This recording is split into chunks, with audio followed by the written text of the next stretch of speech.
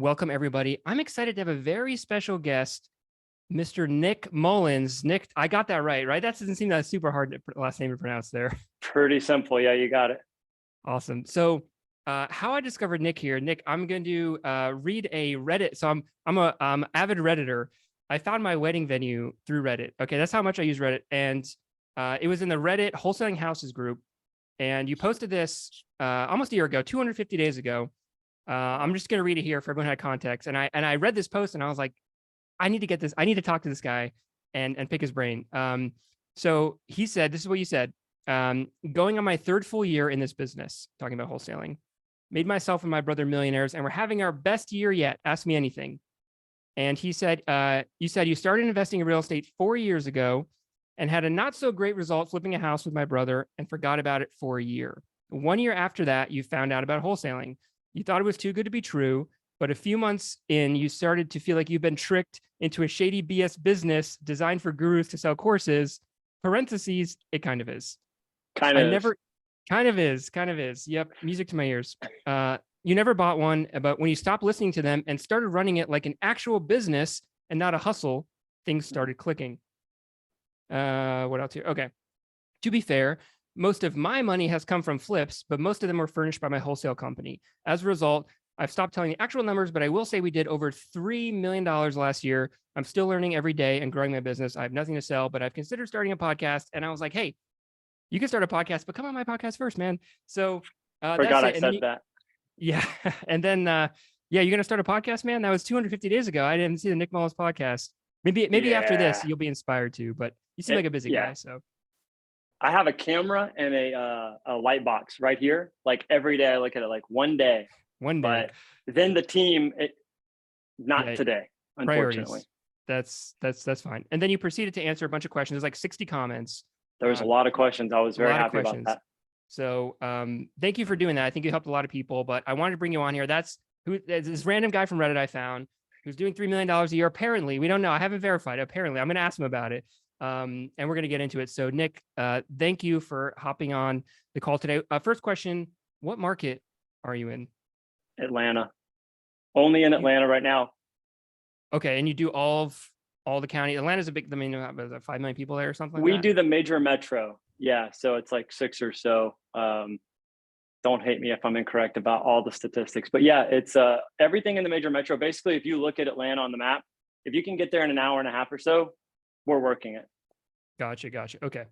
So normally on these podcasts, I have my phone. I have like a list of questions that I like to go through, but I'm thinking this guy, I'm just going to like go off the cuff because I personally want to understand this because I think it's really interesting. So when you posted that, was almost a year ago. Your business last year, I mean, let's say call it 2022, gross wise are you around the 3 million mark? Because I know a lot of people who were crushing it.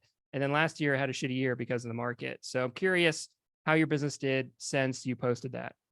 So it's interesting. Over the past 2 years, we've had really shitty first quarters. This year has been a decent first quarter. That year, 2022, our last quarter was just trash. I think a lot of people's last quarter was trash because a bunch of buyers started backing out. Yep. Funds were done. We were never big fund sellers anyway. We didn't sell to a lot of funds, but I just did my taxes, so I can say that it's about the same but I can tell you that it shifted a little bit. We did less assignments, the company didn't do less assignments. I made less money on assignments and more on flips again, but for 2022, for that year. Gotcha. Okay. So roughly grossing around the same 3 milli, roughly something like that. Yeah. About 500,000 less. Actually, I was just telling my, but yep. Got it. Okay. Still not bad. I think people would take that. I think a lot of people would take that. Yeah. But I bought more assets in 2022 than I've ever bought. So taxes are better. Yes. So I was going to say it helped with my taxes and increased my net worth. My net worth went up. So, depends on what you're looking for. Yeah. Gotcha. So I want to talk about what your business looks like today. And I want to go into kind of how you got here. I think that's the most interesting part is the journey, but what does your business look like today? I know you said you're doing flipping and wholesaling. Can you break down maybe like the org chart, what you got going on? Yeah, start there. Can I, real quick, can I mention something too about the Reddit post about yes, the please. part of my company? Feel free to not answer any of my questions and just say whatever you want. No, I'm going to answer that one. No, it's part of that one actually. one of the latest hires that I had, actually, guy called me from the Reddit post. No bullshit. It's the wildest thing. He's like, hey, I want to meet you. You know, I'm doing some deals out here. I'm trying to do some deals. I went and met him. He actually took me to a property. First time I met him, we looked at a property together. We couldn't make it happen because it was a foreclosure. This is what happened. I said, you know, you got to call the bank and you got to see about a short sell or, you know, something along these lines at this point. Like it was like tomorrow and it was luckily a Friday. So it was Monday, right? It was the next week. He called and started reporting back to me about what the bank was telling him. Like, you called the bank? Like you actually called the bank? Because, you know, people, they don't like to do anything. So, you know, I wanted to get close to him. He came into the office, started working with me a little bit, and he took over all of Dispo. So, and I think he's been here going on 3 months since he's been working with me full time. And I don't want to get too much into his business, but he has made over 30 grand, I believe, this year just from our Dispo. Just from working for you. Just for working with us in Dispo. Yeah. And he found you through Reddit. And it all came from that post, that particular post. Yeah. That's insane. So I mean, yeah. Go ahead. No, DM wise, it was a shit show. I mean, you got a lot of DMs. You can curse. Yeah. You can curse. It's all good. Yeah. I mean, that post, it only, that's fine. Yeah, I'm looking at the post right now. I mean, it got 30 upvotes. It's not that many. Like, it's not that many, but it's not a lot. I mean, I DM'd you. I DM'd you too. So I was one of many people. It's crazy. Like sometimes people post on Reddit, like, oh, no one reads it. You found it effing hire. I mean, that saved you thousands of dollars of hiring process through a Reddit post. People don't use Reddit very much for wholesaling, but I mean, I think it's only going to get more popular. So that's awesome. Yeah, the upvote ratio does not count for the amount of I probably got 50 something messages in my on Reddit. That's crazy. So, but okay, so he's Dispo and he does all the Dispo right now. What percentage? I guess if we go through, you made 30 grand. Like, if you don't mind me asking, like, and you can anything you want to share, you don't have to share. But how does that commission structure work, Dispo wise, or how do you pay him? It's so small business. It's 10%, but I gave him 15 on his first deal. Okay, cool. Because gotcha. 15%. Gotcha. And if I feel like it, you know, I don't know. Sometimes I give my VAs like a bonus on certain things. If a big deal comes through, we're really good about, like, we can talk about all the numbers on our like average assignment fee and all that stuff. I also don't want people to confuse what I made versus what my company made, because, you know, there's people here and a lot of them are in the US. So we have 3 acquisitions managers, acquisitions people. We have one guy who is a true manager over them, trains them, oversees them, watches their numbers and all that. We have a VA who handles all the marketing with me. We go over that weekly. And we have one Dispo guy right now. We have about 10 cold callers, and one of them, I think 2 of them actually kind of double as a texter. So we do SMS and cold calling. Okay. Yep. And that's pretty much it. There's a total of like 20 people, I think, but here in the US who I talk to every day, there's about 4 people. 4 people for what? Oh, you mean so in your it's office? There's any given time in the office, there's 4 or 5 people. Yeah. Okay, got it. And you rented your own office space for the business. Yep. I'm here now. Yeah. Gemini Buys. That's the company. That's the company. Yep. That's the company. And you got a good Google profile there. You got like 20 reviews. I'm like, this guy's got to get. I know. You know, those are hard. So yes, I'm very proud of those. I will say, I was looking on your website, and we could chat about offline, but there was your website's not great. I was looking, the about page was like lorem ipsum on it. We created a new language for that. No, the website, we started to redo the website because we believe PPC is kind of the way forward. Oh, so interesting. Not that website, but what will become of it. Yeah, I'm an idiot when it comes to the website. Like, I had a beautiful website built and it was awesome. Spent tons of money on it, not tons, but a good bit of money on it. And I just didn't like it. And for what it's worth, I talked to a family member and they were like, yeah, it's not you, you know, this you, like, as an individual, such a generic website. She's an artist as well. She does she does like marketing and stuff out of New York. So I don't know, it hit me hard. I was like, damn, yeah, screw this website. I'm gonna start over. So it was very corporate. It was very corporate website, right? It was a generic build. I mean, you know, but I showed the guy what I wanted and I showed him what everybody else is doing. And every time I do that, there's a trend there. It's like, it's not awesome. So I started over. Somebody threw up a theme and I'm like, get me a landing page so I can do some PPC. And that's where we're at today. So it's not good. It's a Gotcha, theme gotcha. that's a bunch of, yeah. No worries. I'm So not we're trying to rag working on on your that. website in public. I just was looking at Oh, it. I it's was like, man, terrible. this guy's- Oh, yeah. a lady called, dude, it's actually, I think we got the deal, but it's come up multiple times from sellers. By the way, guys, fix your website. Yeah, sellers are vetting us out and stuff. And they're like, well, the Google reviews are good, but your website is like Shady not as even fuck, real. man. Shady as Yeah. fuck. It Yeah, might as well just say coming soon. It'd be better, but it probably should. Yeah. Yeah. All good. All good. Yeah. Easy fix. make a You note should of that. get a Carrot site. That's a shameless plug for Carrot. I don't know. Have you heard of Carrot? You probably have. You've been in I had a business. tab open for Carrot. I was looking There you into go. it. Yeah, I can hook you up because I work there as well. So shameless Okay. plug. But this isn't a sales call. This is a podcast. So that's for another time. No one wants to hear that. But okay, cool. So you do you got 3 acquisitions people, 1 dispo, and you got a virtual assistant to help you with marketing, We right? got Or is 3 that virtual local? assistants. 3 virtual I got- assistants, Yeah. and then 1 local 2 admin for Mhm. marketing. Okay. And then 2 lead managers. We just hired our second lead manager on full time. So leads come in from, the SMS and cold calling. Then they go to the lead managers. There's 2 of them. They bust ass. They go through all of those leads. They're looking for motivation or low numbers, right? They want to identify that stuff first. Then they'll push it over to a acquisitions manager when they found enough motivation, or they'll just keep following up. So our acquisition guys have it pretty good. They're usually getting stuff that's been touched multiple times and's already kind of been warmed up. And by the time they get it, it's just, they just need that personal touch from someone they can relate to who's ready to like carry it home and negotiate. Okay. That's how we're and then- doing it. And all your deals you said are coming from cold calling and text blasting. Most of them. Yeah, like 95%. We do some like other wholesalers and agents in the area, but for the most part, it's SMS and cold call. And what would be an average? So you wholesale and flip. I don't know if you know this off the top of your head. I'm going to ask you specific numbers. So, I might. How many wholesales and flips did you do, I guess, last year to make up the, 250 or 2.5 million revenue? Somebody just called me and asked me this. We did 20 something flips and wholesale assignments. We did 50, just under 60 assignments. Okay. And what would be the average profit for? Okay. each? For the assignments, average across the board is around 30 something, mid 30s. One of my acquisitions guys, it's 32.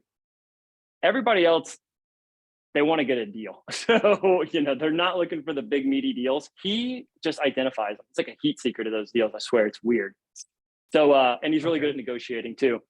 So we're around 30, 32, 34, somewhere around there. And then for the flips, go ahead, sorry. No, you're good. I'm doing the math and I was like, okay, so 75 times 30,000, that's, a little over 2 million there. So that makes sense, No, yeah, well, no, because I think we did it as like 1 point. It was just under 2, but it was with just taxes. okay, for the revenue. Gotcha. Yeah. Gross. For Revenue. the flips, so we got a really good stint of this. Like, I don't know if you know Atlanta very well, but we have. I've done some business there.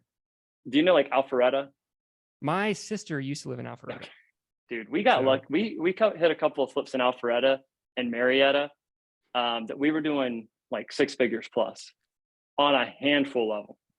So, and that happened for almost 2 years straight. So, and then a lot of the other ones. But look, I mean, we're not flipping it. When we put it in our calculator, we kind of have a cool calculator where it's going to spit back like a rough number of what the investor is going to make.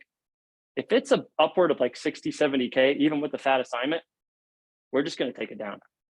So we're really picking and choosing. Okay. So Great deals don't get out. So you keep the good deals and you then wholesale them or flip them or keep them. You mean depends. So, dude, what's crazy is, do you flip it all?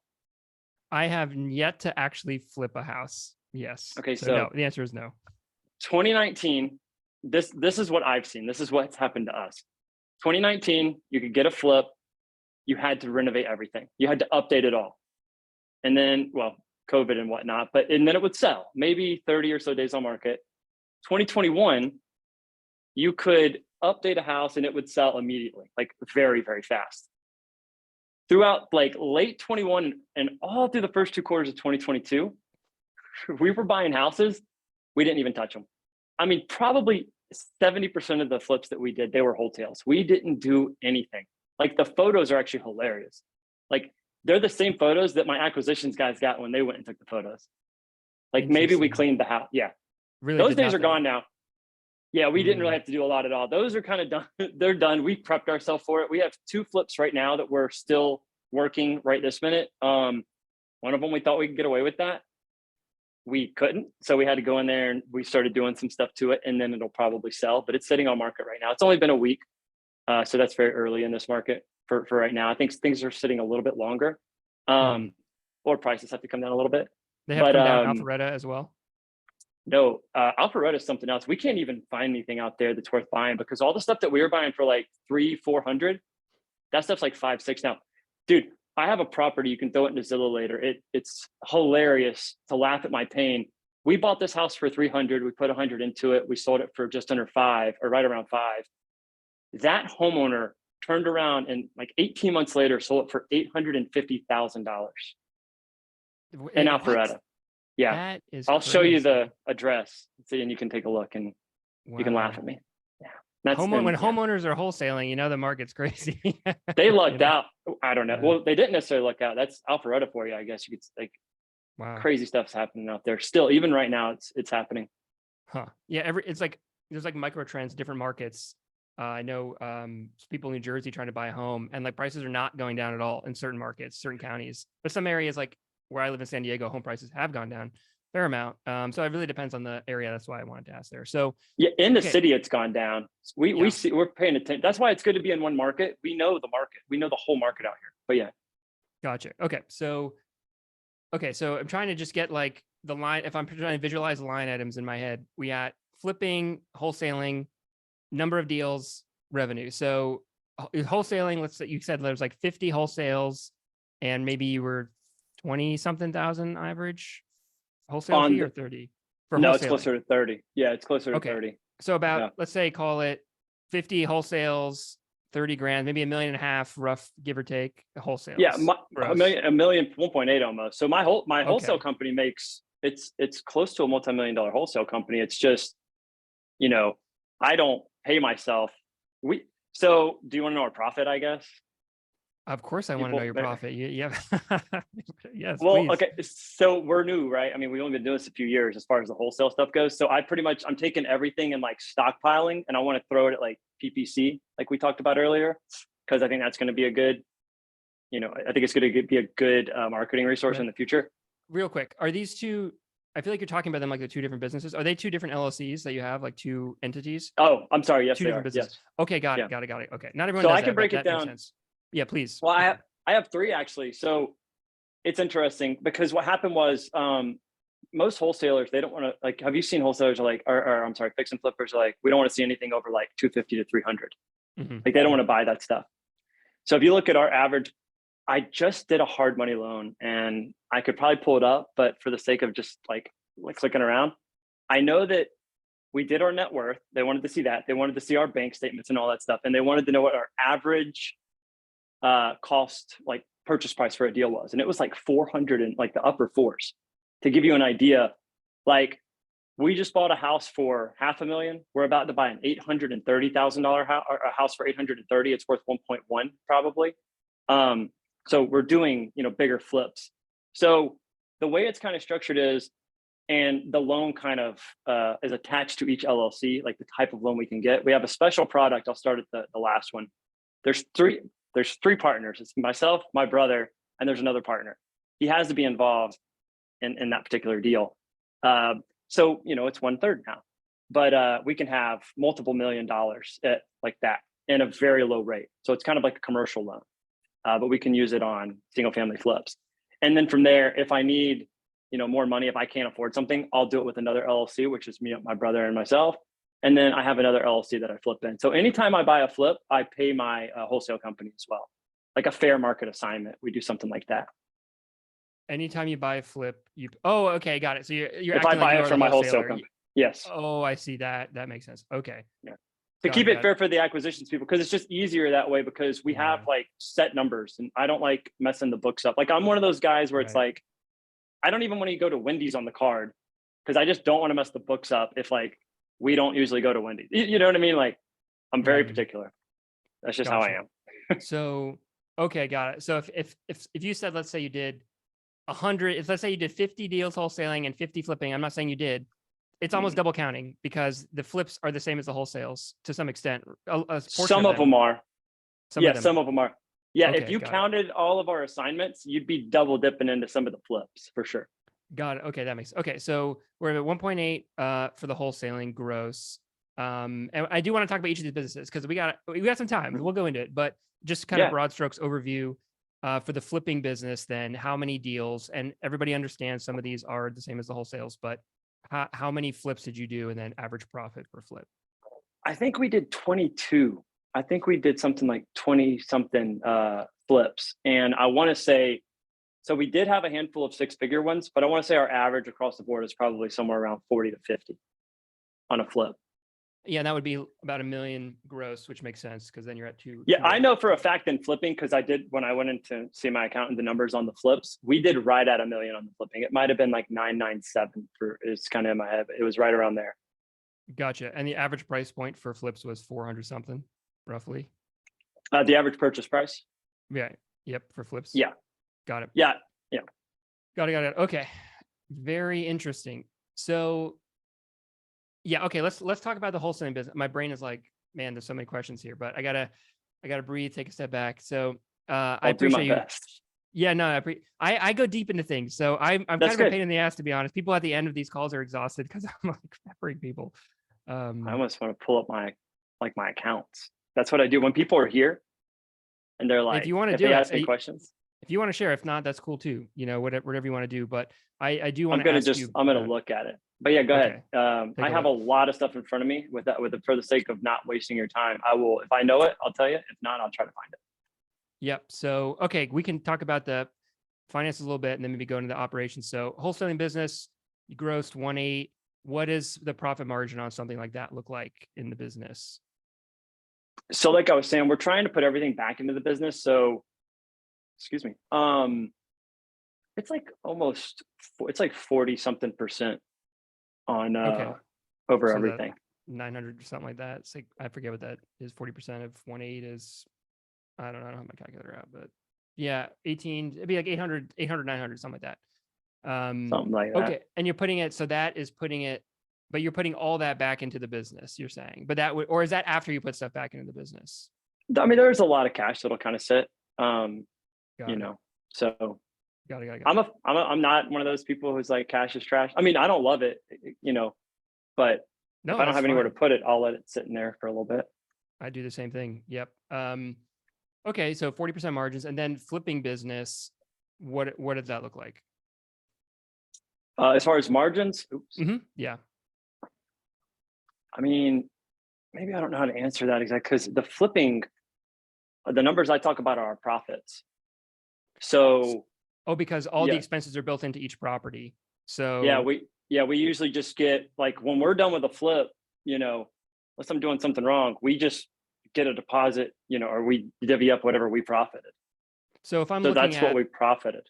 If I'm your accountant and I'm looking at the P&L, the line items on that are like, okay, so we gross whatever 1.8, and then there's the expenses wise are most of the expenses then in the wholesaling business. And there's actually not a lot of expenses, like the employees and payroll. That's all the wholesaling business, not the flipping business. Yeah, exactly. 100%. The wholesaling business has, I mean, dude, I've got like 1,000+ transactions. There's a lot going on in the wholesale. That wholesale credit card is like burning up. Yeah, the wholesale business is running a bunch of transactions.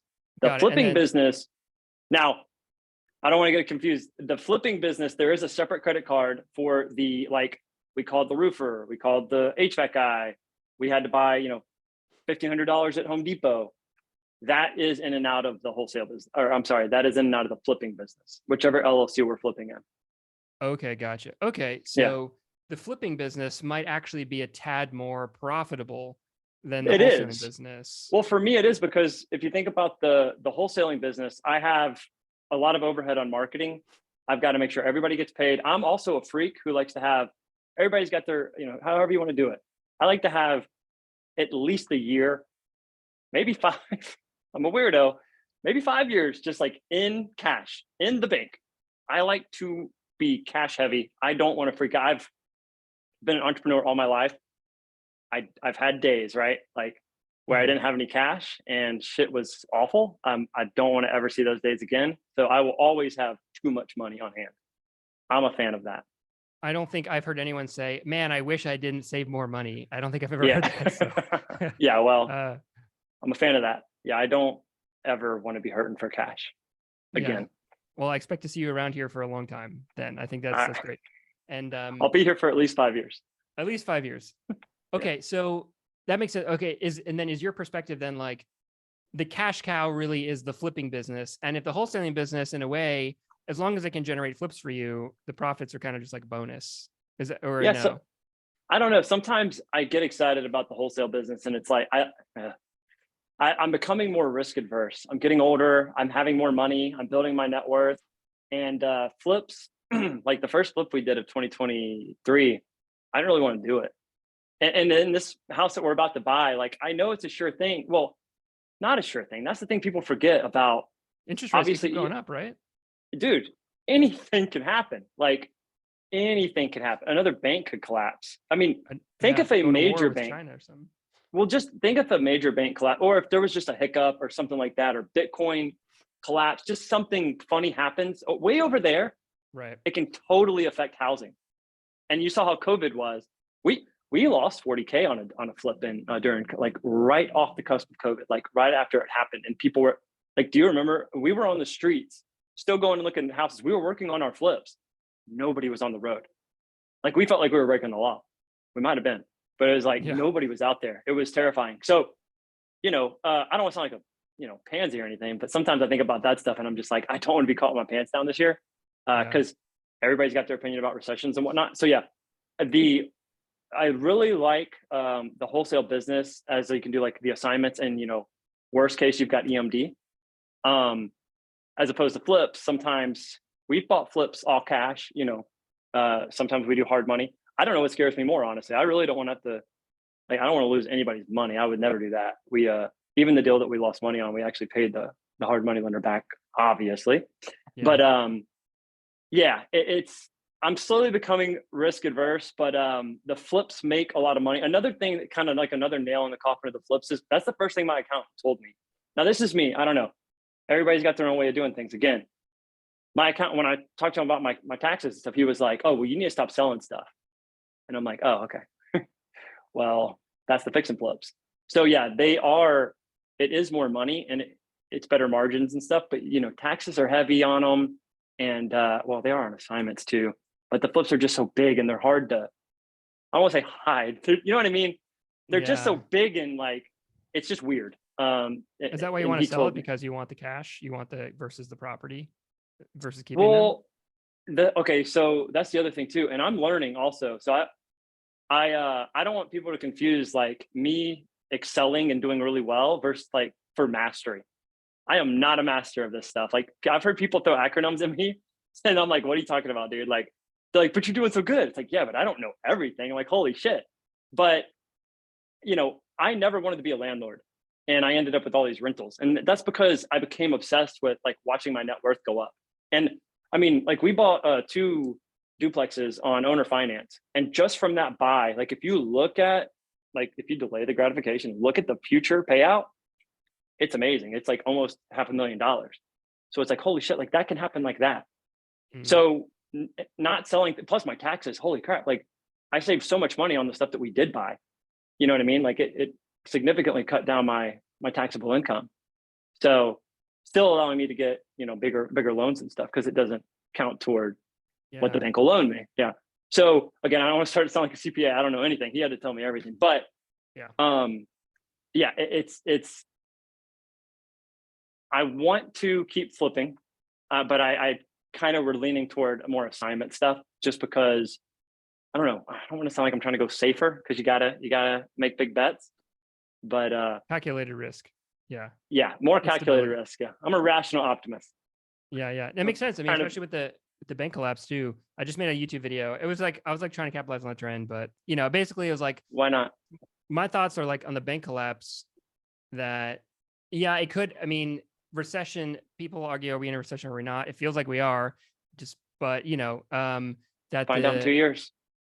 Yeah, right. I guess we will. Yeah, when the next president says what will happen.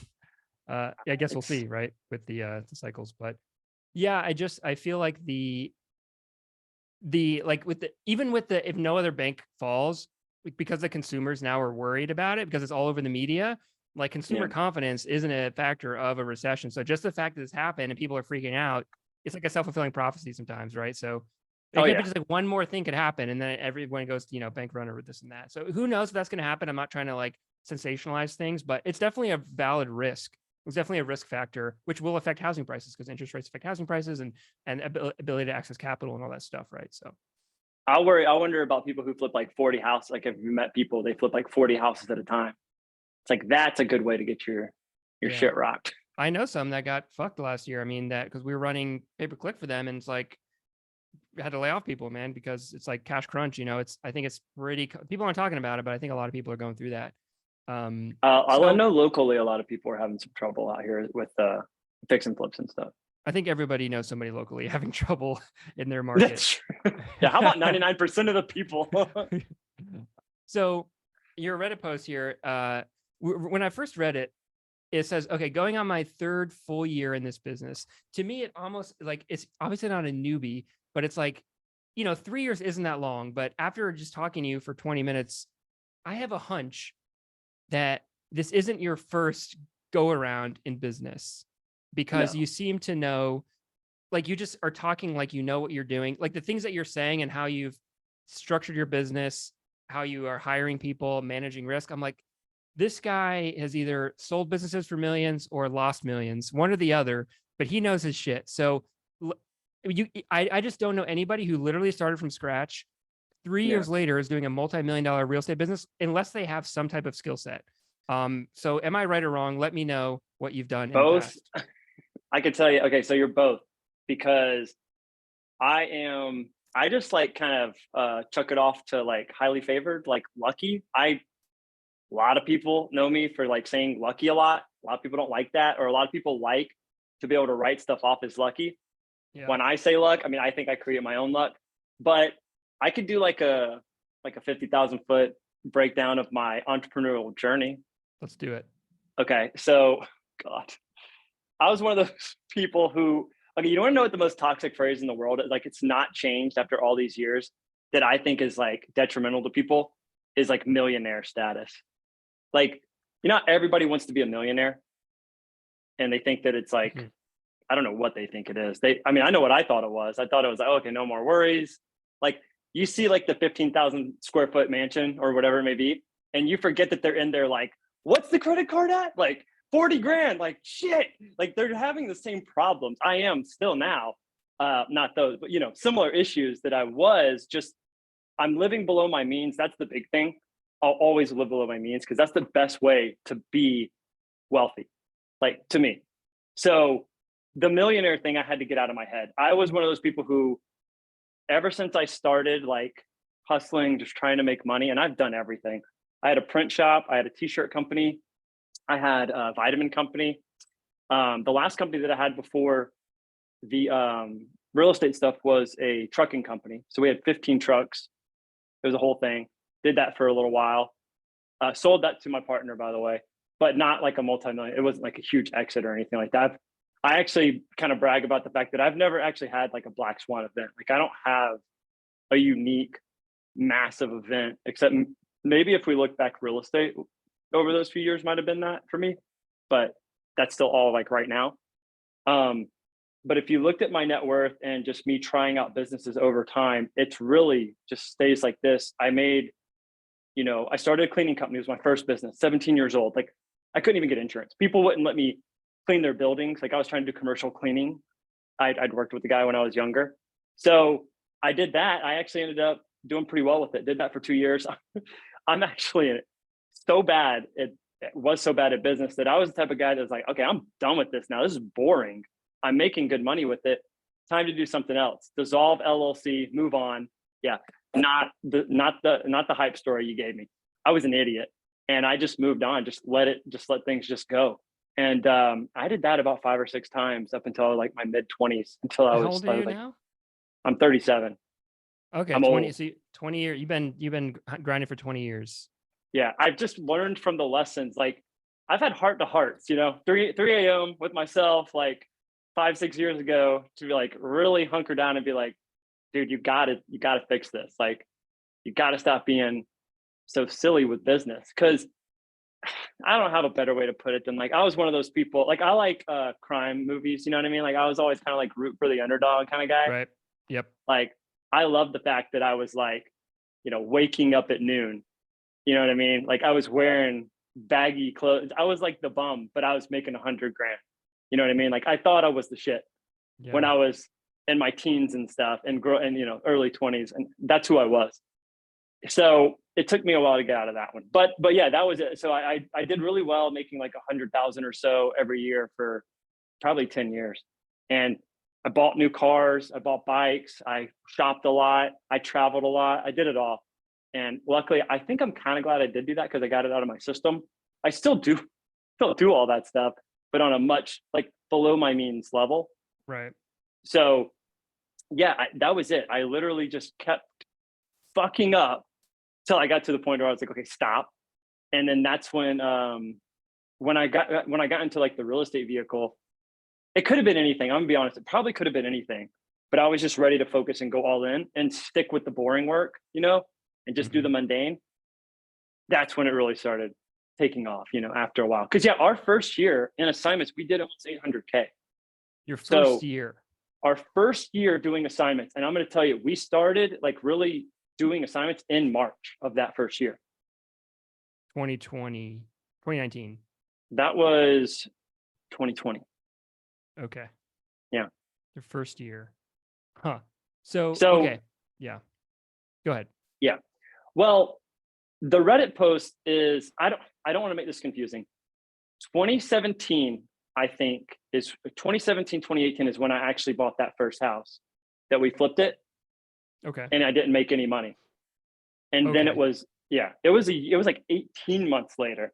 I just didn't want to have to go through all the breakdowns, but I basically said, no, it was just another thing I tried. I was like, no, this is not cool. Like I can make $1,000 a month doing anything. Like I'm not doing this. Never saw the house either, all kinds of stuff like that. So yeah, I saw a bandit sign is how I like learned about wholesale. But I thought I was going to become a wholesale. I thought I was going to like build a wholesale business. I ended up flipping. Like I caught a bandit sign that said, I had done enough research to know that I saw a bandit sign that said like 3-2 motivated seller. Called the guy and I'm like, put me on your list. I know this isn't real. He's like, no, it's real. And I can show it to you today. And I'm like, oh, okay, let's go. So I go over there and look at the house. Perfect house, super vacant, like HOA fees out the ass. And yeah, that guy, he sold me 3 other houses. Actually, his name was Harold. I don't think he does it anymore, but he was fresh off of Dean DeGraziosi's like reps. I think. Oh man. Oh my God, yeah. Okay. I'm like, how did you learn to do this? And he was like, oh, dude, you got to check out reps, or I don't know what it's called, retail profits or something from Dean DeGraziosi. And that's what introduced me to gurus, by the way. So anyway, that's where I got that is where I found my first like wholesale deal, but I fixed and flipped the deal. Go figure. So trying to get into the wholesale business, ended up getting into the fix and flip business. And dude, I don't know how else to put it. If you've ever been on a roll in Vegas, like you can win really big and you can lose really big. And that year when I started fix and flipping houses, I didn't have to fix and flip a lot. We only did a handful of houses, but my profits were 40, 60, 50 grand. So I was making money fast. And was that because appreciation from the crazy housing market? And you were like, probably. Were you trying to make 50 grand on a deal? Because you got to back your numbers in, right? So it must have been appreciation. Yeah, I was trying to make a ton of money. Yeah. So actually, there's a guy, and I hopped on a call with him, like a live. His name is Carlos Reyes. Have you ever heard of him? He's like a guru. Oh yeah, flashy guy, guru guy. Yep. Yeah. So I had all my spreadsheets and stuff in front of me, and I was just messing around, and I was just learning all these gurus. And he was one that I thought he was a cool guy. And I tapped into his live, and I was like, join the live, and he put me in, and I'm like, oh shit, what's up, dude? Like, want to talk about my business? And he was like, yeah, show me what you got going on. So I was like showing him my spreadsheet and stuff, and I'm like, look at how much money, we're gonna make on this flip. And this is my second time doing this. It was 114 grand, and he's like, don't get used to those numbers, boss, And I'm like, I'm not going to listen to that. So Mm. that's one thing. I always look for big, like we had a new girl in here not too long ago. So we do have one more acquisitions person. She's not full-time, so she's learning right now. And she did like an assignment calculator and it was 15K. And I was like, you like small numbers. And she's like, what do you mean? And I'm like, get it up there. So we try to shoot for like 25K on all our assignments. But anyway, yes, if I'm going to take my time, I feel like I do good work. So that's another thing too. I know a lot of flippers who get a bad rep because they do shit work. Like if they pull a wall out and they see mold, new walls going up. Like we go in and I feel like, I don't know, my karma in the universe it's got my back. I do a really good job. If you look at some of our flips, I'll send you some photos and stuff. We do a really good job. We do very high end stuff. We spend the extra money. I think people like that. We get, over ask on most of our houses. So I think that's what happened. We came into a market with a bunch of bullshitters and we did a good job. Those people get rewarded better. Imagine that, right? Yeah. Imagine What do you that. know? You give a shit. That's the secret Yeah, of business. Is we you give a give a shit. shit. Yeah. The secret is you try to do something better for the next guy. What do you know? Who would have thought? So you were just flipping. So you were a flipper first before you started wholesaling. Am I getting that right? And then you did really well. Okay. I was trying to learn wholesale while I was flipping. Because I wanted to find those deals. Yeah, we calculated that we paid almost 200 grand in assignment fees to wholesalers on our first couple of 10, 15, 12 flips or so. And because we bought most of. Oh, go ahead. Sorry. Well, no, we just bought most of them from wholesalers. So I figured you're being the risk averse guy you are. You're like, hey, these guys are making so much money without any risk. Let's get in this game. And there you go. Yeah. Everybody told me not to. It's a super great area. I'm surrounded by real estate agents. Like everybody in my life is a real estate agent. Yeah. Oh, not to be a shady scumbag, you mean? Yeah. Wholesaling. But another cool thing about the wholesaling business is we're not like that. We never participated in the, I immediately hated the wholesale space. I fucking hated it, dude. I still do to this day. Like, oh my God, such a scumbag, like used car salesman industry. Like even still like urgent, just all that stuff. We never participated. We never did it that way. We just really, really, really, really tried to focus on who we were talking to and help them every way that we could. We've helped everybody could probably say this. It's just, were you doing it because of the money or were you doing it because you really wanted to help? Like we've helped people move. We've gone to people's houses, given them advances. We're like with people a lot, trying to help them in every way that we can with their family and friends, whoever it may be. We'll go over there and help them move. We do all kinds of stuff. So, we're a solutions company, right? Like we really try hard with people. So I think that's also kind of rewarded us too. It's funny because if you think about it, it's like, oh, and I still don't really know how to feel about this because we don't want to be like the slimy people in the business, but we are providing a service and we spend a lot of money every month, right? To like marketing and stuff. Plus employees are expensive. On one hand, we're getting a lot of money to be that middleman. But on the other, we're solving a problem and everybody was happy with the transaction. Like you should read our reviews. Like people are really happy to deal with us. Like they're really stoked. I get text messages and we get phone calls sometimes. It's really cool. So, to me, it sounds like almost like a luxury. And maybe this is a mindset shift I need to make, but like, you're going aggressive on, don't do 15 grand, like shoot for 25. Like we're not going to skimp on our renovations. And I can just hear other people being like, F you, bro. Like, it's a nice luxury that you can throw extra money into your numbers and like kind of be loose with your profits and numbers. And like, if you're trying to get double the assignment fee, then maybe you quote should, you're going to lose out on more deals. So what gives? Like, why don't I understand there? Because I feel like most people, that sounds great, but it sounds like a luxury. And you're saying it's almost like that's the reason why you're successful. Dude, I just so happen to have the answer. I don't know if it's the right answer you're looking for. Market more. We market hard as shit. Like we probably have every absentee owner in Georgia. Like we've bought the list. Dude, my skip tracing is so low now because I stuck with them for 2 years and I threw so many deals. I mean, I basically skip traced I could probably start a skip tracing company. Like if I stacked your list, if you're in Atlanta, send me your list. If I stacked it against just all of our leads, I've already got it. Now, with 10 cold callers, and 12 or so people working on reaching out to them, we're barely scratching the surface, but we're filtering that and, we're shuffling it. So, trying to bring some of the good motivation to the top, it's tough, right? That's the tough part of the business. But we're always kind of stabbing anywhere random in that list. You know what I mean? Like just shuffling the stack and stuff. We're marketing really hard to people. So like I'll tell the salespeople, it's like, because this is what I did, just move on, We're going to get more leads. We're going to keep getting more leads. Like they don't stop. So just focus on better numbers. Just don't talk to the people, like talk to them later, call them back in a few months. Like we're really quick about who needs our help. Because Get off the phone. yeah, just get the hell on with it. There's somebody who needs you. Like they don't need you. Like they just told you, as long as you're doing your job right. You know what I mean? Like you can't identify any motivation. Everybody knows a wholesaler. It's like, how's business? They're like, oh, I got this one guy. It's like this one guy. Okay. You got this one guy. He's like, yeah, he wants 250. ARV is like 260. It's like, no, you don't have one guy, dude. You got a problem. Yeah, you have no guys. So, that kind of stuff. Like, to me, I was like, okay, we just have to market hard. Like when I do PPC, I'm stacked up, bro. Like I'm not just talking shit. Like when I hit PPC, I know we got to do it slow because of the negative keywords and all that. Like I've trained on it, but when we hit it, we're going to be able to buy some pretty big like clicks and whatnot. Yeah. So it's like we want massive marketing. I want massive amounts of marketing because I want to be able to move past those people. And my lead managers are bosses, dude. They're monsters. They're going through. If they're missing stuff, the lead managers are going to find it and they'll throw it back at you. So we're moving forward every day. So what's the threshold? If the threshold is like, okay, 15 grand, that's pennies. Like we should go for 25 or 30. I know it's not pennies, but what is it?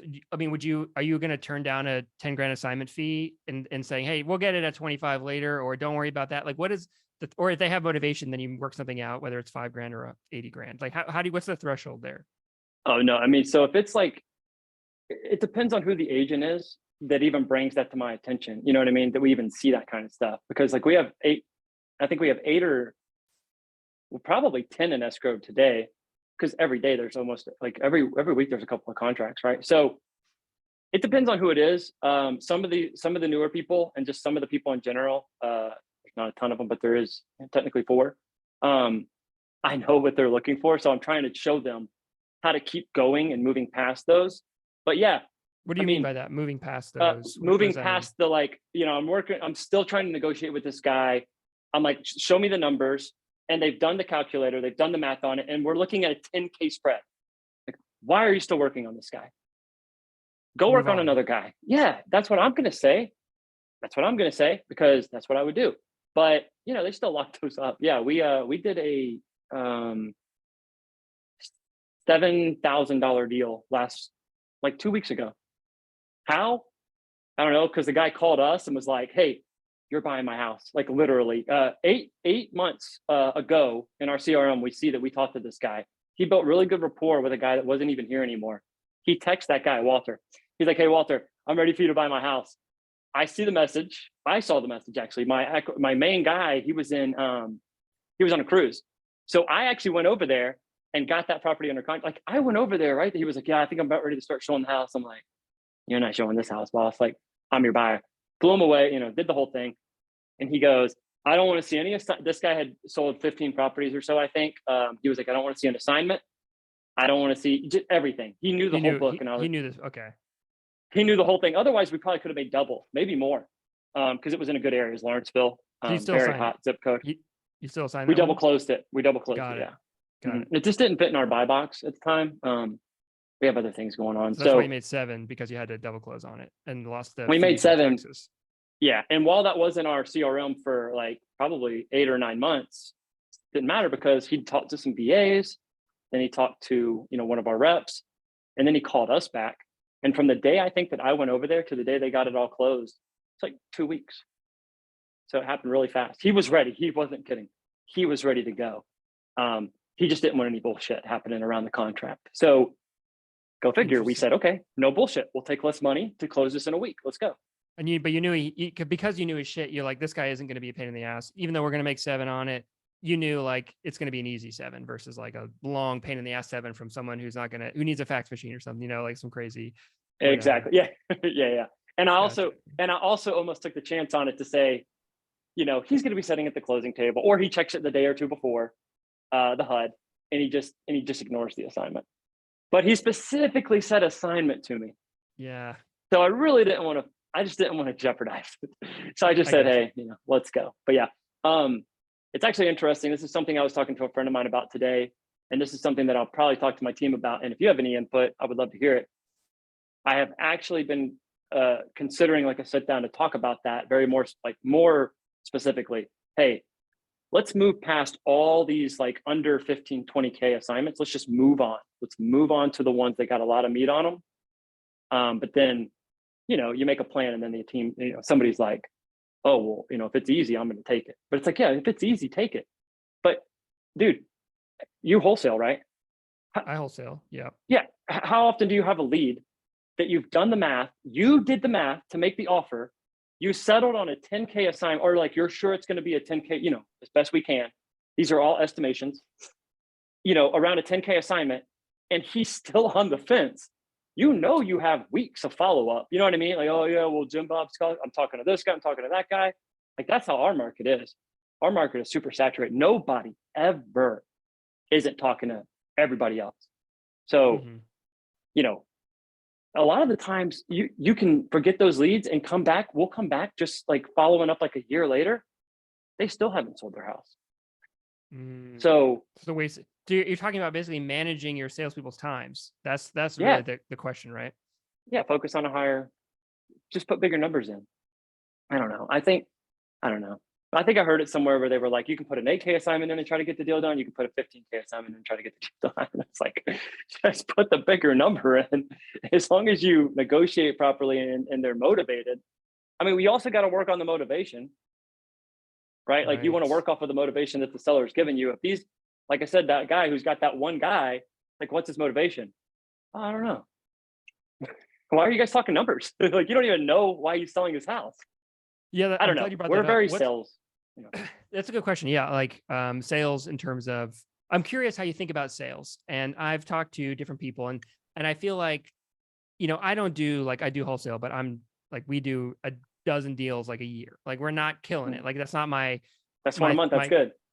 Yeah, yeah. So, but I don't feel like sales is my strong suit, to be honest. And right now I have a partner doing it. He's a better salesperson than me, but I'm curious what I've always thought of it as less about sales and more about categorizing. And someone is either motivated or not, and we're basically just putting them into buckets.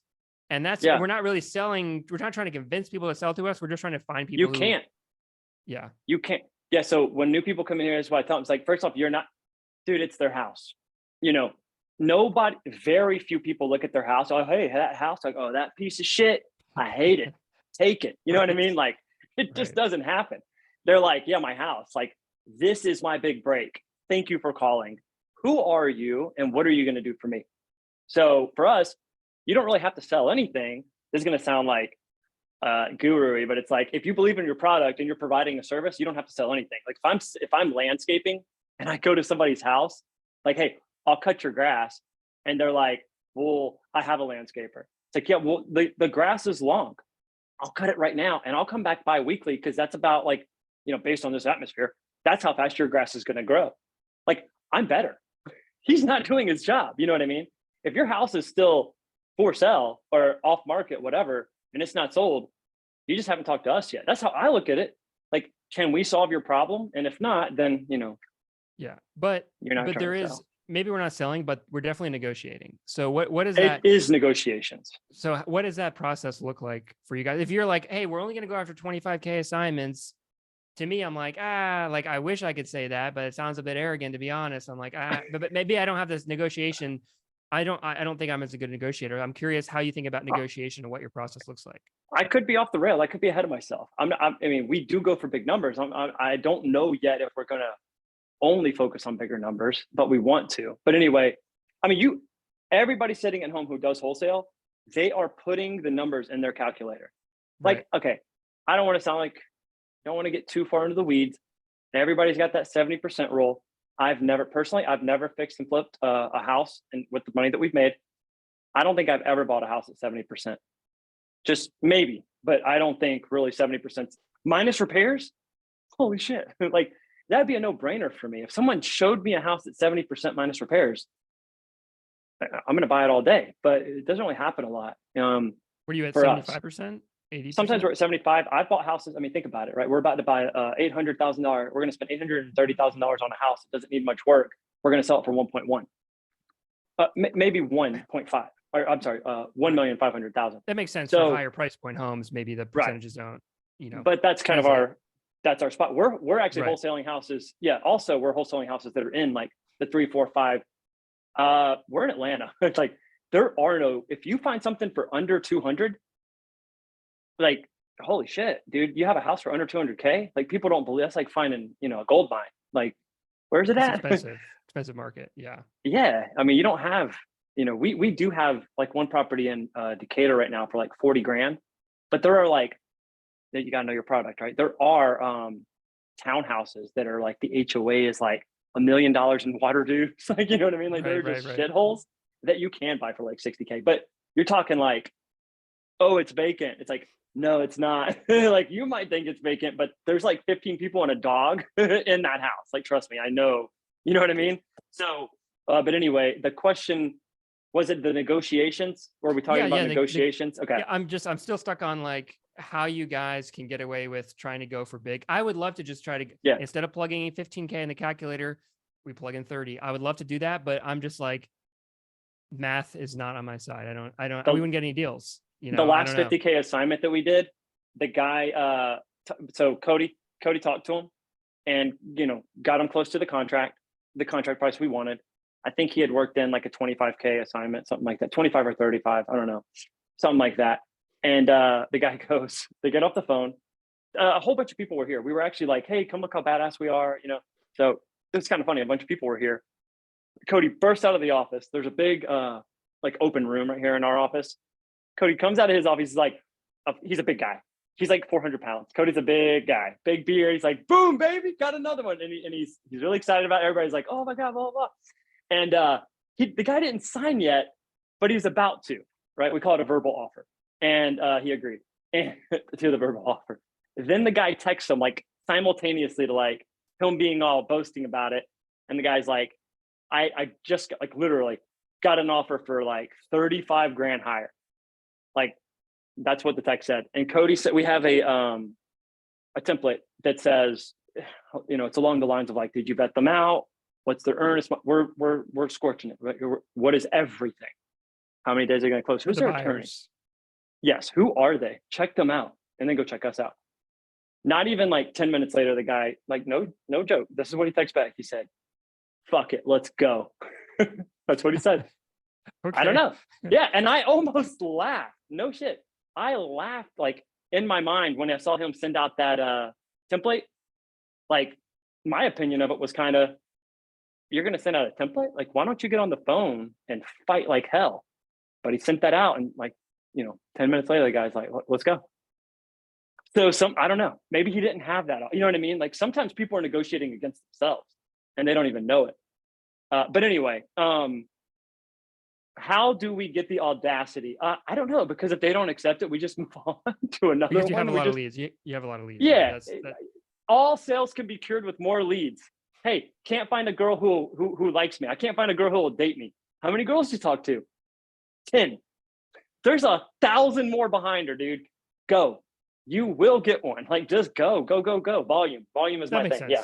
So what is the negotiation process? Like how does that work? Like if you could walk me through how you guys are you guys trying to maximize, like get it as low as possible? Like how does your philosophy go and how do you negotiate? What does that look like? So I actually did the numbers on this. We on average, I took all of the the seller asking prices, and then I took all of the contract prices for like 40 deals. I was just trying to get like a sample of it to see how much lower our offer was from their asking price. And I think it was like 12%, something like that, which is, yeah, because they were probably at like 85%. You know what I mean? Like they were, they understood some real estate commissions and some closing costs. Like they understood some of that stuff, but they didn't understand the other things. But basically what a lead usually does, so a perfect lead for us is something like that one I was just saying, or talking about. It's going to go to the lead managers. They're going to identify, for the easy part, a number, right? If they identify a number, you know what that looks like. It's like, hey, the Zillow, because they're lead managers, they're not comping. Hey, Zillow says this house is worth 280. They're asking 220. Don't call that lead. Lead manager, you're done. Move it over. Don't even call right? them. Yeah, they're not even going to call them. That's going to go straight to acquisitions. Acquisition is going to get on the phone. They're going to do their Oh. calculation and see if even 220 works. Because while that is significantly less, we haven't seen the house yet. So you're what saying do that I lead's think- too important for a lead manager to talk to. That needs to be 100%. talked to your salesperson. Yeah, that just Okay. needs to go to the sales guy. Yeah. Got it. Because you know how people are when they start building rapport with somebody. So I think you had even actually Right. asked about that. Like when it comes to building rapport and negotiating, like obviously this is a little bit of hyperbole, but if you don't know their dog's name, if they don't know your kids, like for real, if you're not, calling them and they're saying, hey, Nick, hey, Cody, they're not going to sell you their house. Like 9 times out of 10, you guys aren't, I don't care what you think. They're not selling you their house. Y'all aren't buddies. Like you almost have to be prepped for marriage. Like they have to love you. Love No, that. for real, but you know what I mean though? Like they really Yeah. have to love you. And when they love you, they don't want to sell it to anybody else. They want to sell it to you. And I've had conversations like myself, back when I used to talk to a lot of sellers where, dude, there's been probate deals. We didn't even talk prices. And for whatever reason, you just know you got it. And I've made offers and they're like, thought you'd be about 20 grand higher. And I'm like, I wish I could be, and maybe I'll come up like, well, that's another thing too. I think a lot of wholesalers do this. This might be helpful. Say your target asking price or your target offer is keep it to like 100 grand, but you could go to 110 and you're going to start it at like 90, right? 90,000, but you can go to 110, whatever. So what a lot of people do, we've had people on the team who do this. Hey, 90K. I can't do 90K. 110. It's like, okay, maybe I can do that. Like we fight for, I have to explain to people sometimes that, that there are fractions, right? Like, you can do $91,250.69, right? Like, you can fight like hell. And I even kind of tell people, hey, once you start getting closer to that like halfway point, like when you start getting to the maybe even like 95 or 100, 97, I've done this with a lot of people. It's like, hey man, do you like wine? It's like, I'm at 97.5. And what's your favorite wine? It's like legit stuff like that. Or do you smoke cigars? How are we going to celebrate? I have nothing else to give you. I will buy you a small gift. Like that's kind of how we're trying to make it seem. So we do stuff like that. Interesting. Okay. And I love that. I've never heard that before. That's really cool. And one thing I talked to my partner about is like on the sales side of things, for let's say the 90 to 110 example, where where we're trying to, we take the mindset, okay, we're trying to get a 25K assignment. So let's say we need to be at 90K to get 25K, and we throw out 90K and then he's like, but no, it says no. And then you're at the point and you go up, but there comes a point where you say, I don't know, I guess you can either try to call his call the bluff and say, okay, no, like we're stuck at 100, and then he'll hang up and then go sell to someone else. Or Maybe. you could say, we'll come to 110 and you get the deal done. And there's that point where it's like, and sometimes you say you go up to the 110 and then he's like done, and you're like, crap, I could have got it for 105. But then sometimes you say 100 and then he says a few or whatever, and then you could lose the deal. So like I feel like we always we've got a lot of better. FUs. Okay. I got another. We got a lot of FUs. Yeah. No. You're required to get cussed out once a week. I mean, shit, you're not doing your job. It's gonna happen. We have to explain to people we're an investment company. It's like, dude, I have to make money too, right? I have a dog. She's hungry. So, but the point is, or what I was gonna say is, so the example that you just gave, it's like, I get these calls. Hey, Nick, look, we're at 90. I told him like 95, like you said. He said, I know if we do 105, it's a done deal. How many times have I been like, give him 105? Hey, seller, 105. And he's like, oh, cool. Let me call you back. It happens a lot. So I think we've just been in the mix so much that we know that when you do give people what they want, it doesn't necessarily mean that you're going to get the deal. It actually works like in reverse more often than not. I've just found that. So, but again, everybody's got their own little system going. So my opinion on that is, yeah, every time we give people what they want, they disappear. So we make them fight like hell, and we fight like hell. And yeah, probably we screw up some stuff, but what was it? A 10K deal? You Right. know what I So mean? how do you go about that then? So instead of saying, let's say, and if he's like, okay, 105, the seller's like 105, done deal. And then instead of saying yes, and then when he says yes, he's like, actually, let me call you back because I got 15 other people I'm going to call. So, I'm gonna okay. go shop that offer now. Yep. Exactly. So what do you do instead? What is your approach if he says 105 done deal and you're currently at 95? Like what do you think is a better approach? The conversation nobody wants to have.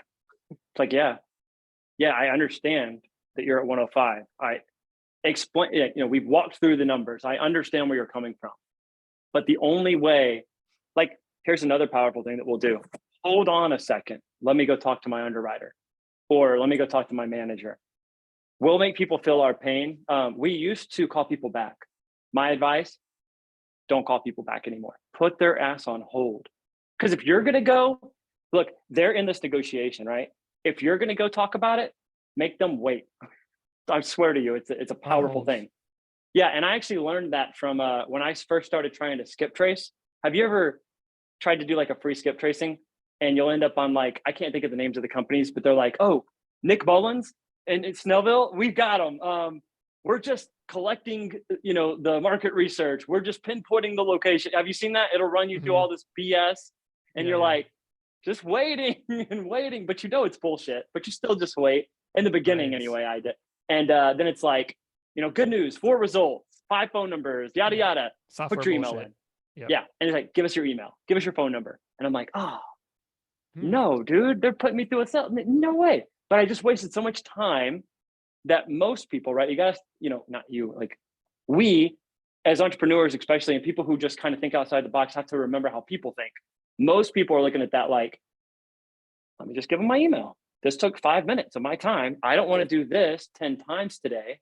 You know, well, some people do, but anyway, so we make them wait, and then you'll come back. And really that's just kind of the conversation. It's this is my whole theme. There is no secrets. It's hey man, what were we at? We were at 95, maybe saying he was at 105. Right. You know, good news. I got him to move.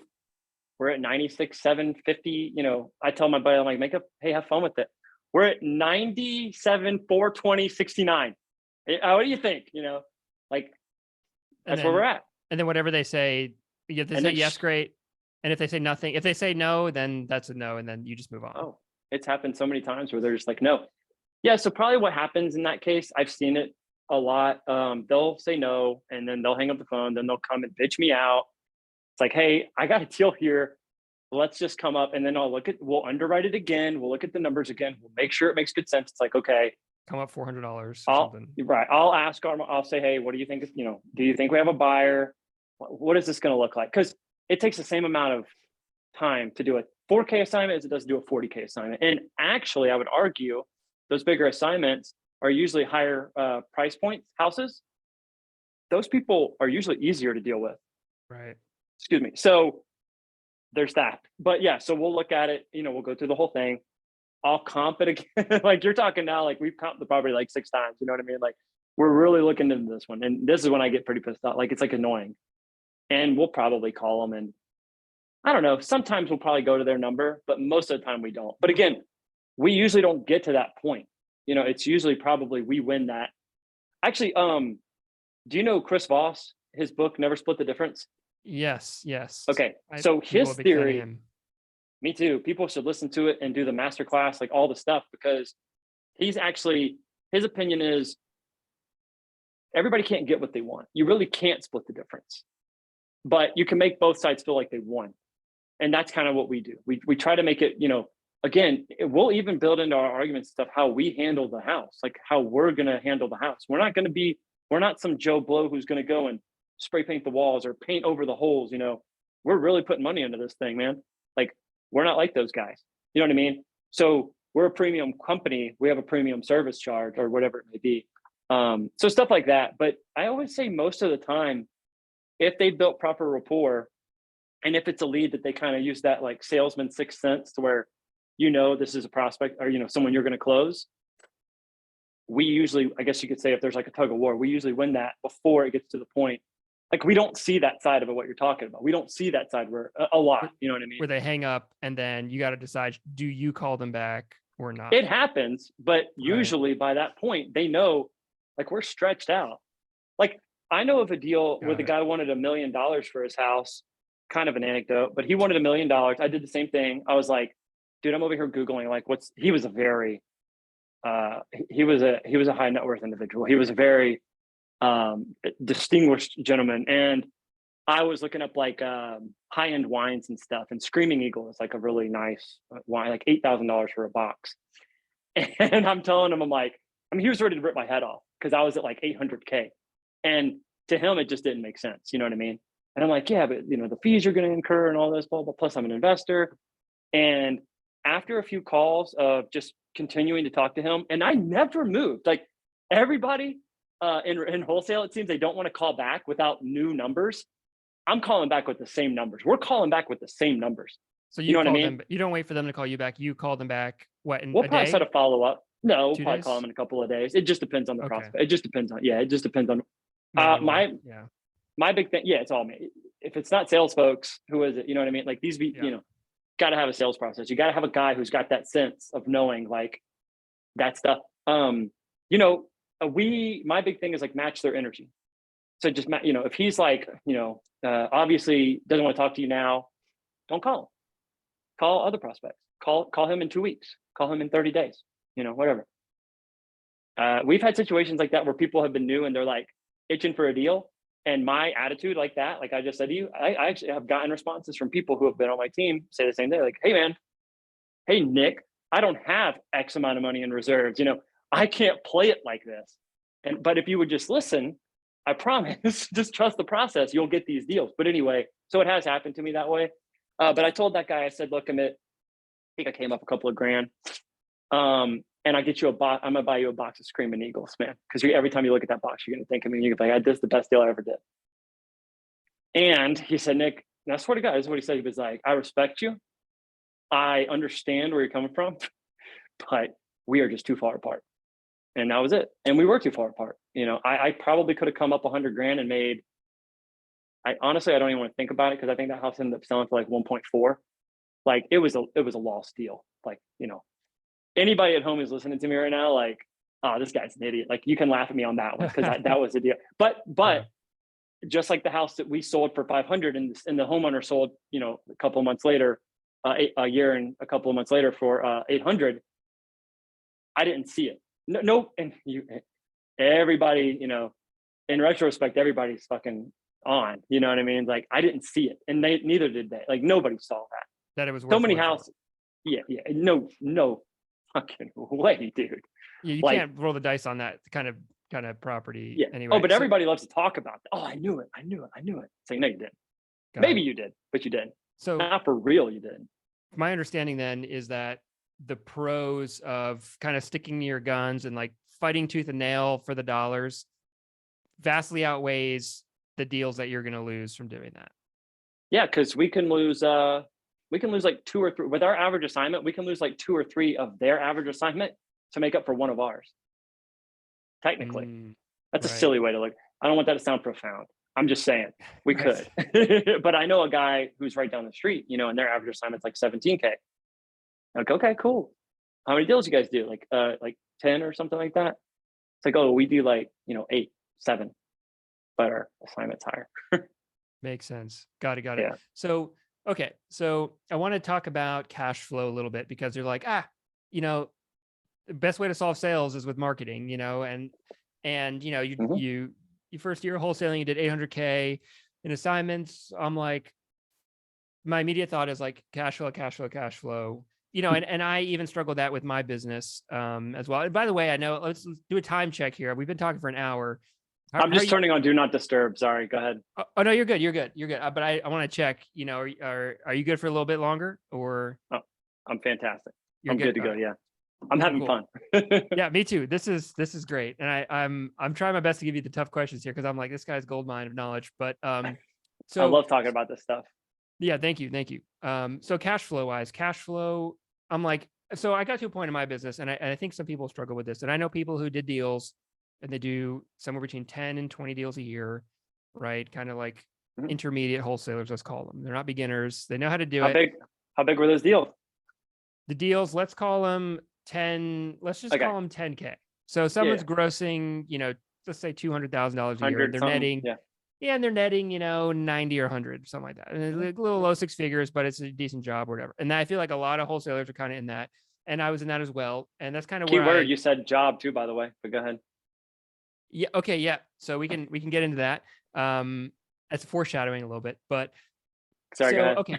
No, you're good. And then I'm just trying to ask this the right way. So I got to a point where I plateaued. That was my plateau in my wholesaling business. I started in 2014, and for 4 years straight, I was basically grossing between 150 and 200, and I was netting between 50 and 80. That's what I was doing. That was my business. And I couldn't, and I would have some big deals, and I would I put 10,000 postcards out, and I wouldn't get anything back. And I'd be like, that's all my money. What did I do wrong? I must suck at direct mail. I stopped doing it. I kind of stick to my small little bubble of like Google ads, which is what I'm good at. And I just did that. But there's in my market, like you can only scale up so much with Google ads. So that's it. That was my business. And I kind of just plateaued. So, and I'm, as I'm reflecting back now, I have a marketing agency. I talk to people like you who, have big businesses, and I'm reflecting back, and I'm like, man, what is the difference there? Like what skill was I missing? What could I have done differently? And to me, I feel like the answer is a large part of like cash flow. Maybe it's like managing cash flow. Maybe I'm wrong, but like for someone in my situation, how would you go to that, to just saying, well, just do more marketing, just throw everything, you spend tens of thousands of dollars a month on marketing. It sounds like God, easy for you to say, So how I does get this a someone get, lot.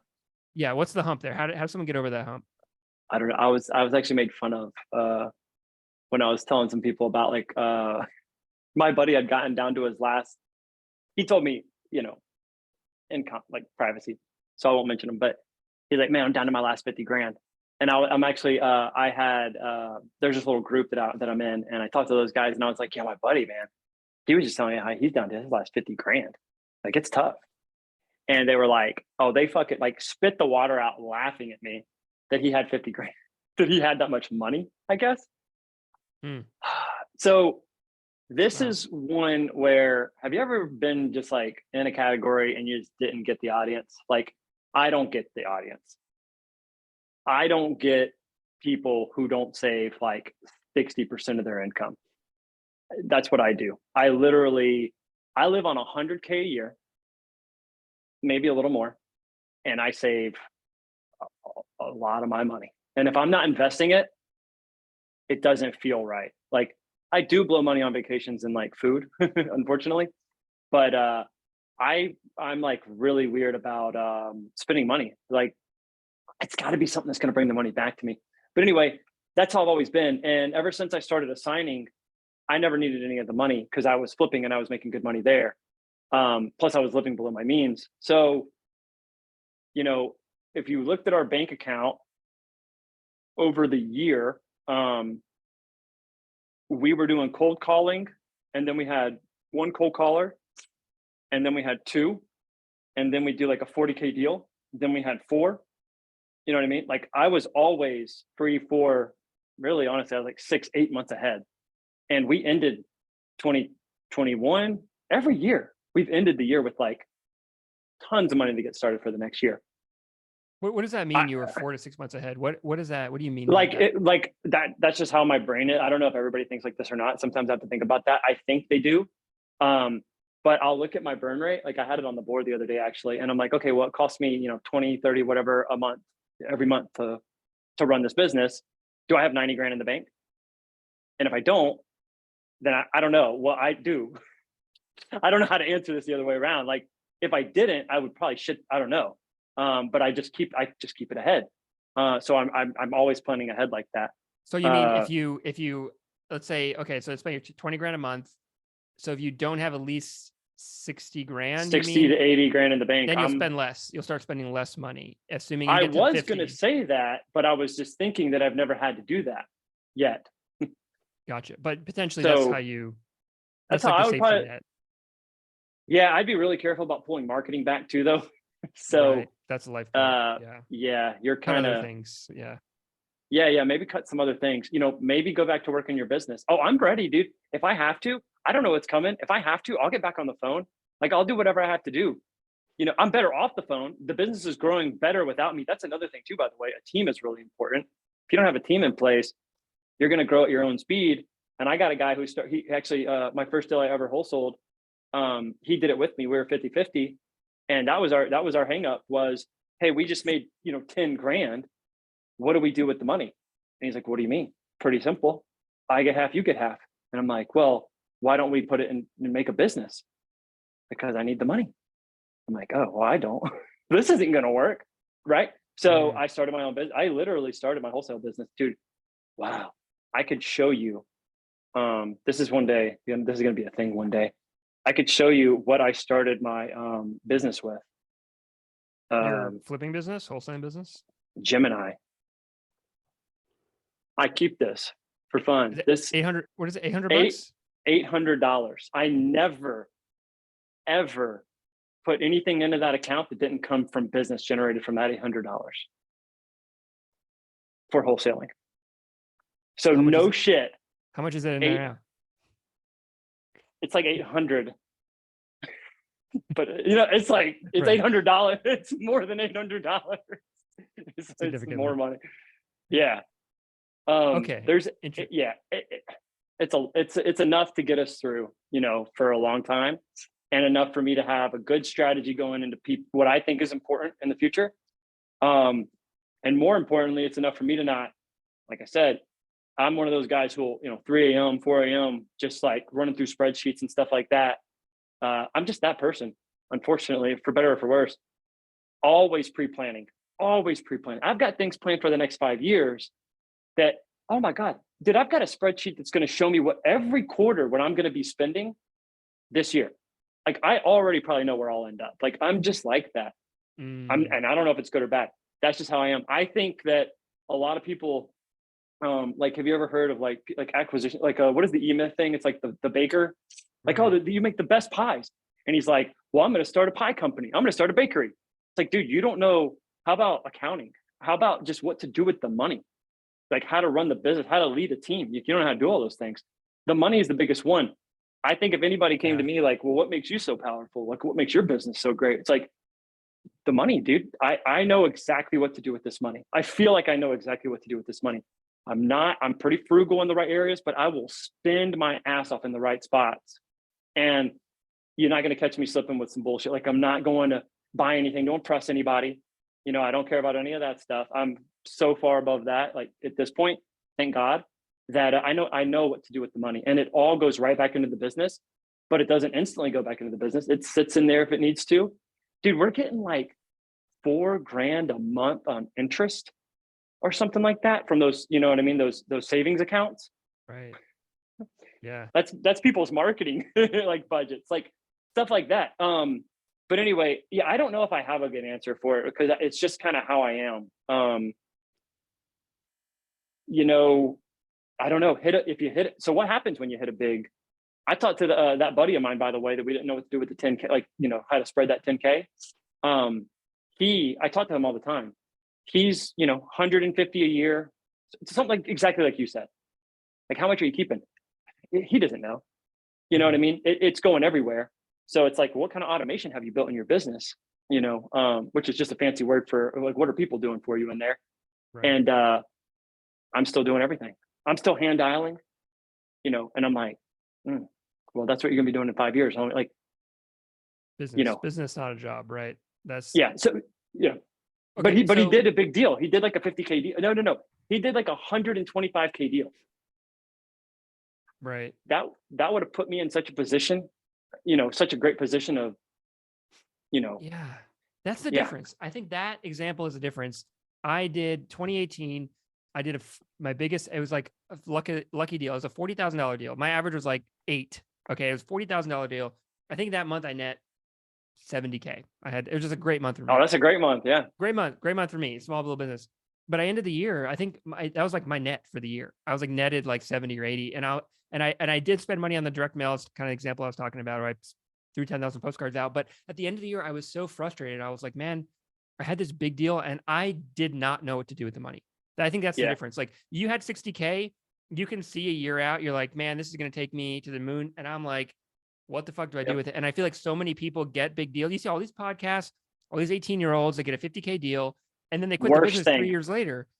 What do you, I was like, I don't understand. How does this, like, that's why I honestly have this podcast, it's hard to find people like, hey, you failed at wholesaling, come talk to me on a podcast. It's hard to do that. People don't want to do that, but I'm trying to like figure out what is the mindset difference? Like, what is Nick doing differently than Tim did 5 years ago? And like, what do you do? Like, if you're in my situation, you get a 50 grand deal, you're kind of like skipping along. Like, how do you think about how to spend that money?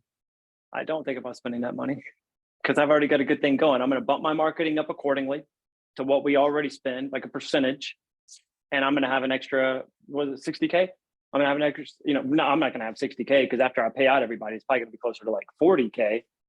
You know what I mean? Or like, it might be like, it doesn't matter. It's not going to be 60K because people were involved. My team was involved. And it's going to go into the account and it's just going to be a surplus of money in there until I slowly start to crank it up. I mean, a 60K, that's a good one. Might hire a cold caller. I might throw in an additional cold caller, which by the way is like what, 600 a month, 700 a month. Okay. A percentage. Cause you have is it a profit first model? Is that the way, that book Profit First? Have you read that? Where basically the idea, I'll save you 5 hours reading it. Basically it's just like an envelope system for your business and personal life, where every dollar you get, you kind of you have a certain percentage that goes to taxes. You have a certain percentage that goes to operating expense. You have a certain percentage that goes to salary. You have a certain percentage that goes to savings. And it's like, no matter what, as much as you make, you pay yourself the same, a certain percentage. And if the business doesn't make a lot, you don't get paid a lot. If the business makes a ton, you put extra, you get paid a little bit extra, but extra goes into savings and blah, blah, blah, blah. So is that how you look at it? Like, okay, 60 grand I made. So now whatever 10% extra is going to go into marketing, and then the rest, it kind of just very formulaic. That's how I do it. That's I don't know a better way to explain it. Yeah. The book is probably what I do. Yeah. Okay. Gotcha.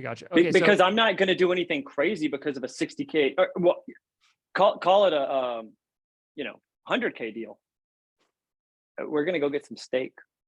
No shit. We've done it multiple times. We're going to go out to eat, But then how does someone, because that's a slow growth mentality. So how does someone then do $800,000 in assignments in their first year? I mean, did you just start out with a shit ton of cash to put into marketing from your flipping business? Like, how does someone do?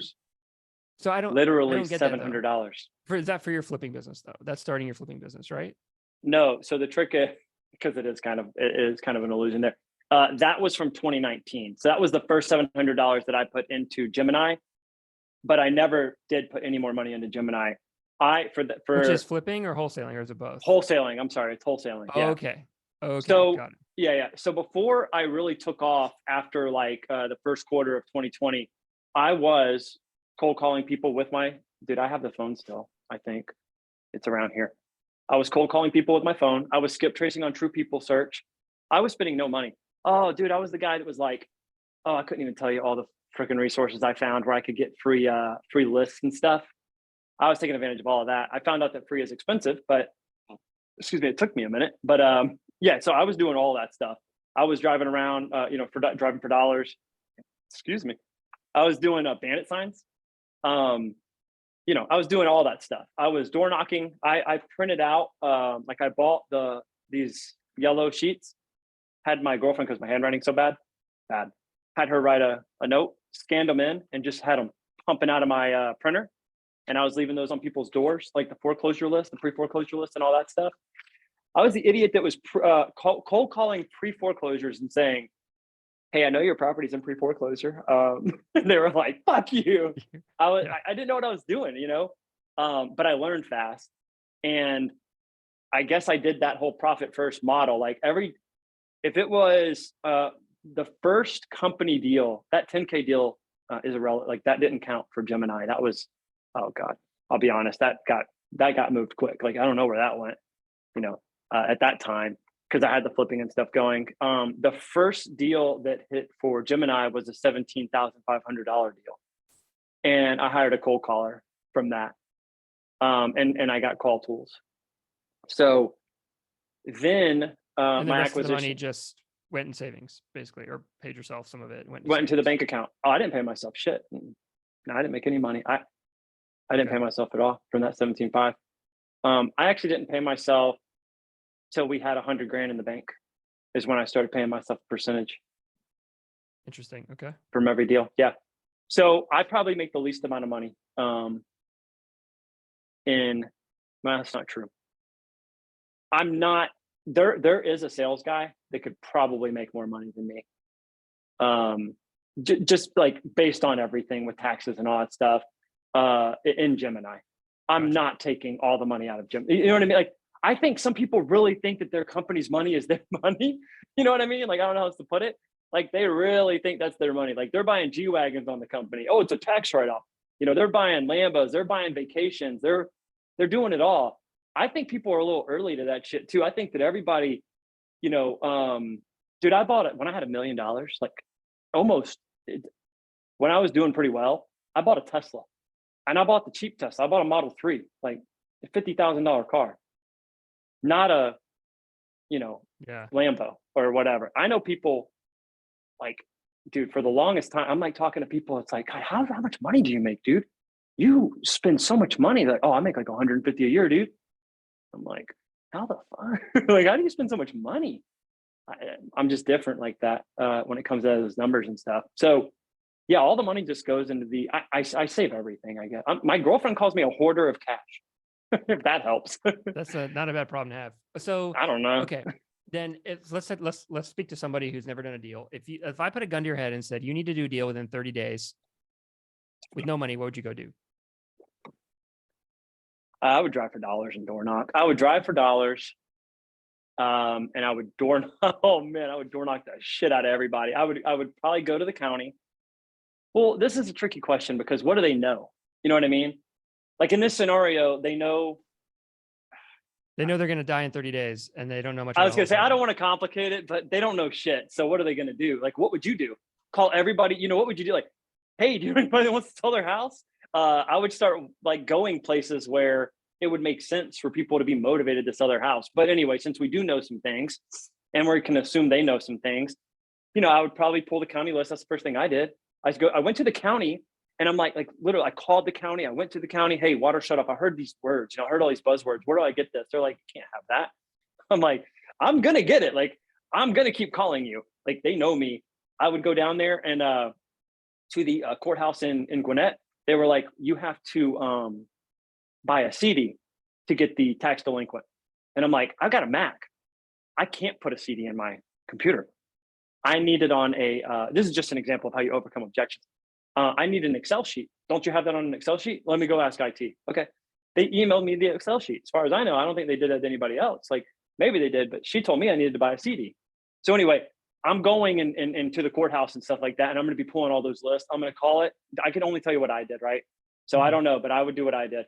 I'm going to call those tax delinquents. I'm going to call, I mean, shit, if I had access to PropStream, I'm just going to get highly motivated lists. I'm going to narrow it down like 2 mortgages, equity, old houses, and like long ownership, How right? much And maybe equity? even 50% maybe at this point, because I'm looking for people who can, you know, negotiate. You know what I mean? And I'll call them. I'll call that list. I'm going to drive around for dollars, and I'm not going to drive around for dollars and collect addresses. I'm going to go door knock too on those houses. I did that. And if I see a dumpster, oh, I usually get excited about dumpsters. Like, hey, what are y'all doing over here? But I think I found that most people were rehabbing. But a lot of people who have dumpsters are just moving stuff out and they're thinking about selling.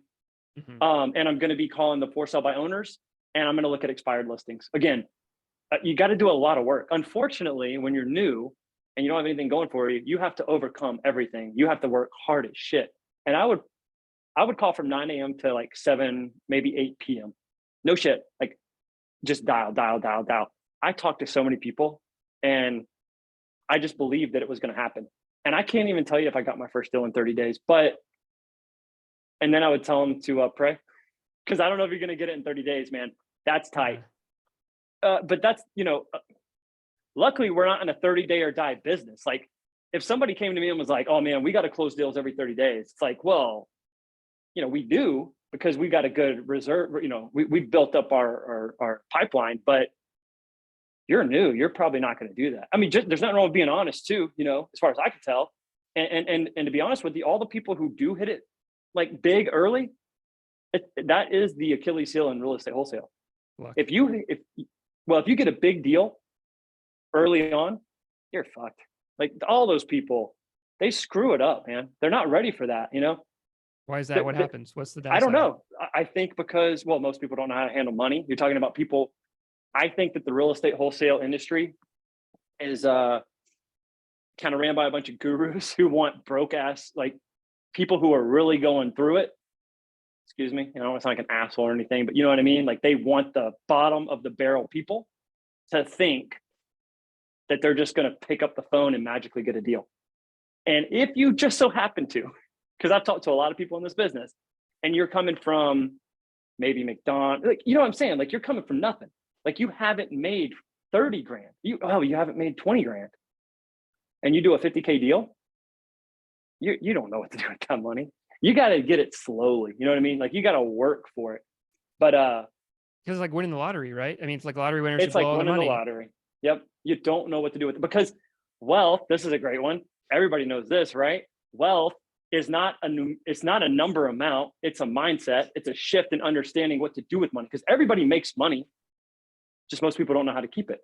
So that's the problem for most people getting into wholesale. They don't know how to run a business. I compare it sometimes to like the E-Myth we talked about, right? It's like nobody's walking into, there's not, maybe there are, I don't know. Dean Restaurani out there like, hey guys, I'm going to teach you how to start your own restaurant. You're going to be the hostess. You're going to be the busboy. You're going to be the server. You're going to be the cook. It just doesn't happen. But for some reason in wholesale, they're out here telling people they can do all this shit by themselves, and they can, but you're not going to have a business. You're going to have a high paying job. You're going to have a high paying sales job. Right. And that's still better that's not bad. Like people take which that, is way better. It's not sold that way. It's not sold that way. That's the thing. No, it's not sold it's as a high paying sales. No, it's sold as if you're going to become a multimillionaire in like a couple of months because every problem in marketing. I'm learning marketing, and I'm learning that the only way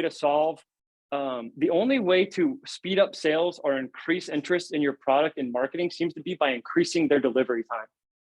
So you can either figure out how to do it better. I think, you tell me if I'm wrong. You can figure out how to like really show them, like you said, hey guys, I'm going to show you how to a proven system that gets you your first deal in 30 days. Or, believe it or not, you can lie about it.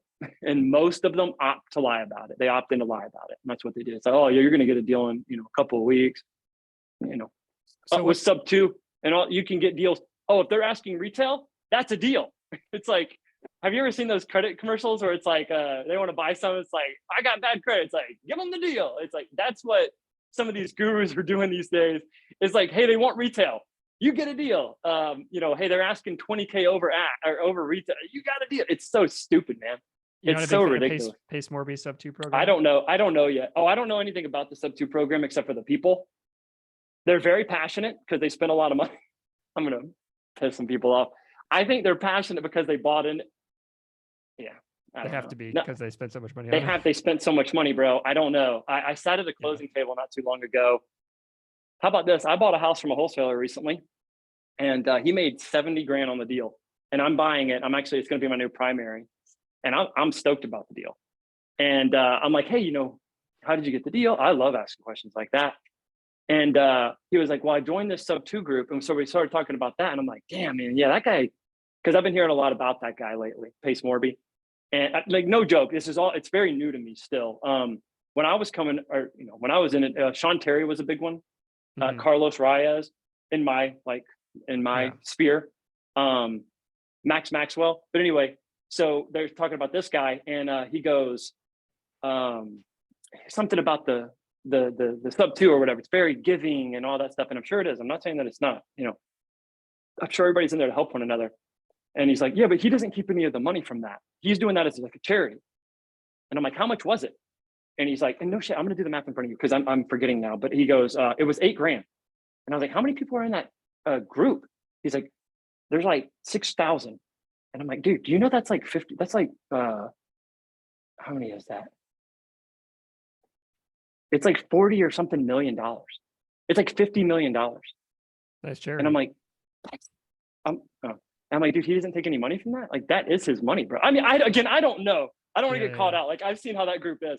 I'm just saying, I've looked at some of those deals and like analyzed some of that stuff. They're sending me those deals.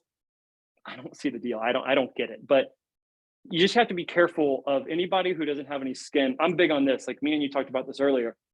I am the proof guy. I am the skin in the game guy. I am the person you can come and talk to. And it's like, I don't want to bullshit you or lead you in a certain way. Come here. I will show you a bunch of stuff and you'll be like, holy shit. And Huddle I up or will shut up. also how to shut up. We do that. So it's I'm a proof guy. So when nobody has skin in the game, and I guess there's really no way to have skin in the game on this stuff.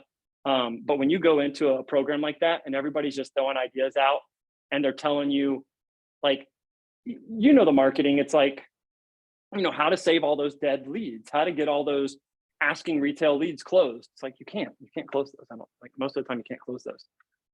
But They don't spend want to do seller $8,000. finance, right? They don't, that's not. Have you used a seller finance calculator? Like, Yeah. it's, Wait, yeah. so what do you think about, I still want to talk about money a little bit, but center on the topic. Sorry. No, I have you done went that way. It's fine. I'm down for skeptical guru talks all day long. If people know me, yeah. Anyway, so what was I gonna say? Novations. Have you done Yeah. novations? Or do you have any thoughts on that? Because that's a big thing today. And to me, I'm like, that sounds kind of sketchy. I don't know, like you're just like a way to kind of fudge you putting assignments and getting around like disclosures. I don't. It seems like odd to me. I've never done one though. So I'm curious to your thoughts on it. So we did a few. I kind of like them actually. I think so. What we're doing right now is we're trying to figure out how to do them ethically. We're trying to do them the right way. So we're trying to figure out the way to be the gateway to the network of buyers and put all that on the front end with the seller.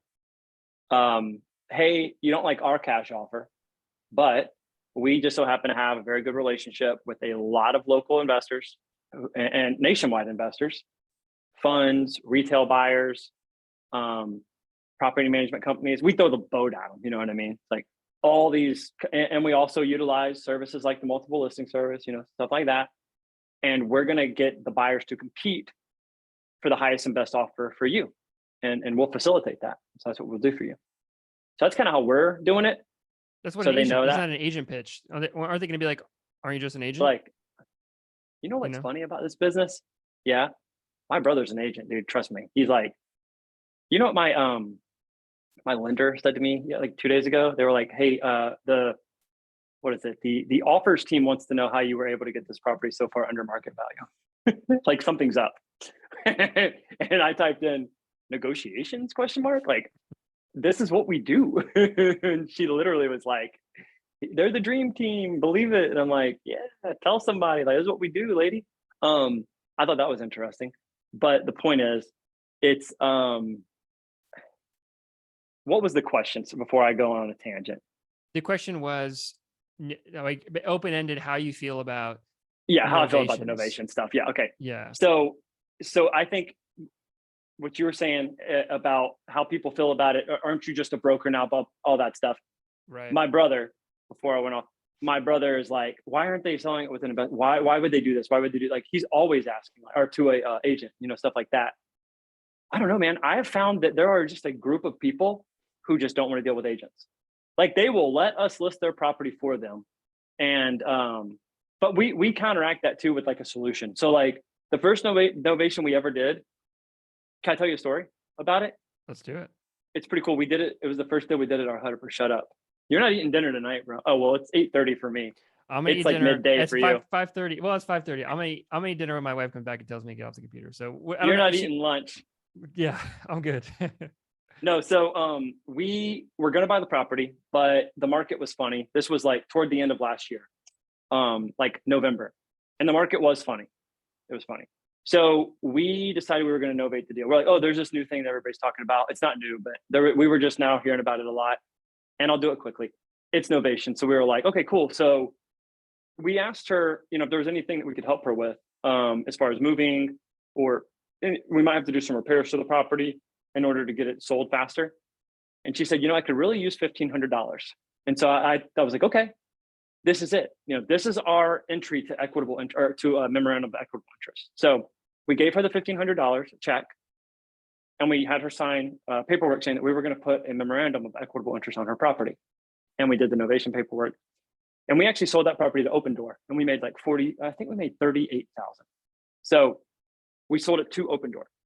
Open Door at the closing, the HUD statement says it says a lien payoff to Gemini for 30 whatever, and the seller had to approve the lien payoff, but she had always had the A to B contract that had the price that she knew she was going to get. So the lien, what a novation is if people don't. The lien was the difference between what we told her we were going to pay her and what Open Door or the end buyer decided to pay. This would be more of a double close if you did do it on the market type of situation. It's kind of confusing. Like the stuff is kind of. It is kind of confusing. Yeah, I'm not really a big fan of making things confusing just to make some money, but we're figuring them out. I guess the short answer to what I think a novation is, if you can make double the money by figuring out a way to do a novation, go for it. But it's not an answer to a bad lead. That's what I would say. It's not a solution to a bad lead. Yeah, it's not a game changer. People are, if you talk to the gurus again who are selling it, all your dead leads, call them back tomorrow. Like, this is it. Like, this is going to get you, no, it might get you a little bit more money. We find that our cash offers versus our novation offers are, maybe 5 to 15 grand different, maybe 10, 15 grand. I don't, I don't get why it makes you more money. I just don't, it feels like it's just fudging, it's like pencil, like it's just fudging numbers on a paper. How does it actually make you more money? I just don't understand it.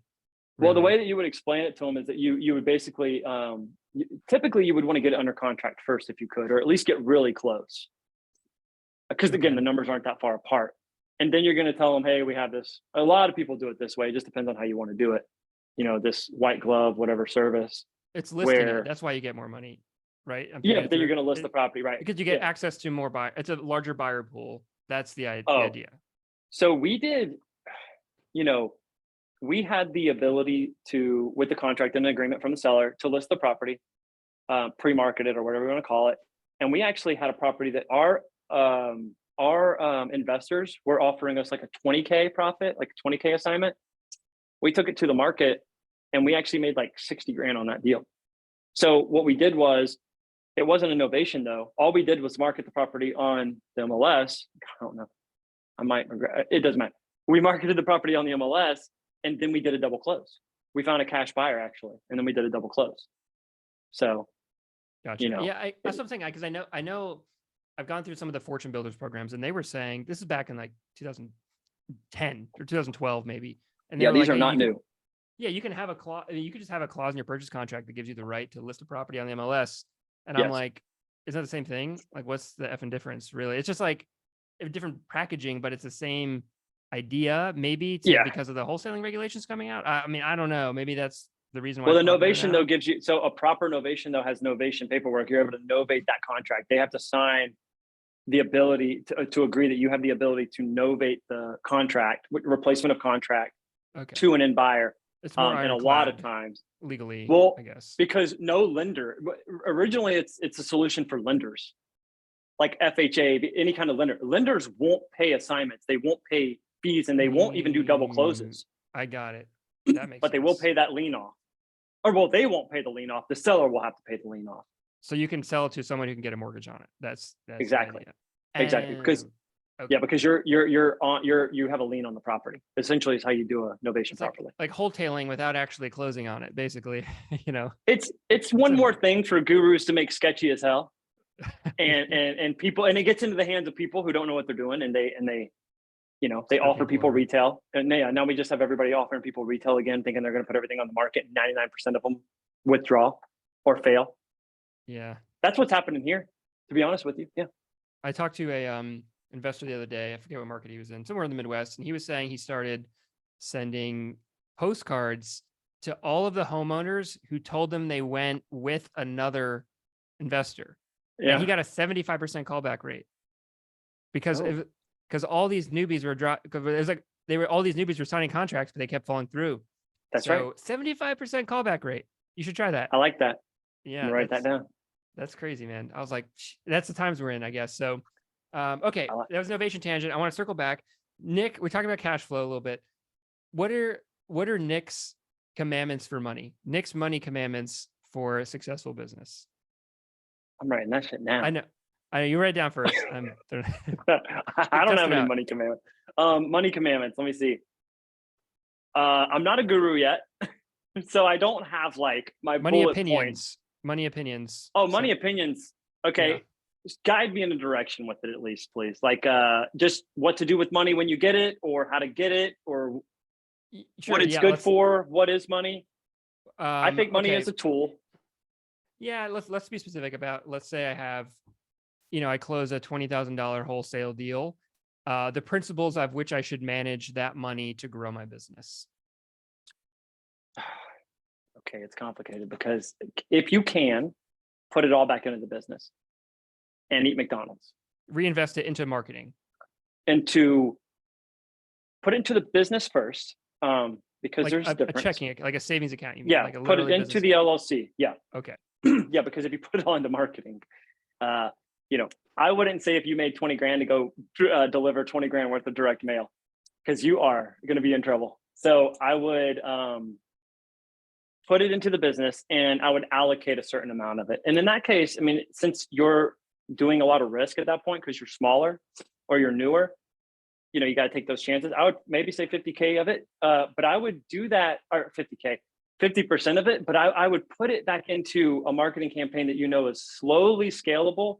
And like, let me see, I would put it into SMS or something like that, where I can click the button, like add a new person, like new VA, he can start getting me a little bit more lead. Not something where we have to do like, direct mail is not the way. I wouldn't even say bandit signs are the way, because now we got to, because I've done direct mail, and because SMS and cold calling, when you have small money and you're new, it just feels better to be able to see the fruits of the labor instantly. And with cold calling, you can do that. With SMS, SMS, you can do that. You can see this list is working, this list is not. It's instant. Like within the day, you know what I mean? Like I can log on right now and I can see exactly how many calls my cold callers made today. I can see how many leads came from that. I can see what list they came from. The metrics are there. If I had taken that 20K, and let's say I did that with 5K of the money, right? And I still have 15 in the bank, and I'm struggling through the month, but I'm gonna do 5K next month because I'm gonna be consistent. If I'd have done that with the whole 20K or even 10K or 5K of it with direct mail, you're shooting it off into the abyss and you're waiting. And sometimes it can take months. So direct mail to me is riskier, or at least a longer time horizon to get your money back. It's a longer time horizon. Yeah. It's just a longer time horizon. I'm sure direct mail is an awesome way to make money. I know tons of people who do really well with it, but you've got to market, you've got to hit those people quite a few times. You're in more control of a cold call lead, right? You can call that lead, you can call those leads as many times as you like, if you can really feel it out faster. When I shot out direct mail the first time, dude, 2 weeks went by. I called the mail house. I'm like, hey, did you guys send that? They're like, yeah, we sent it out. I'm like, okay, cool.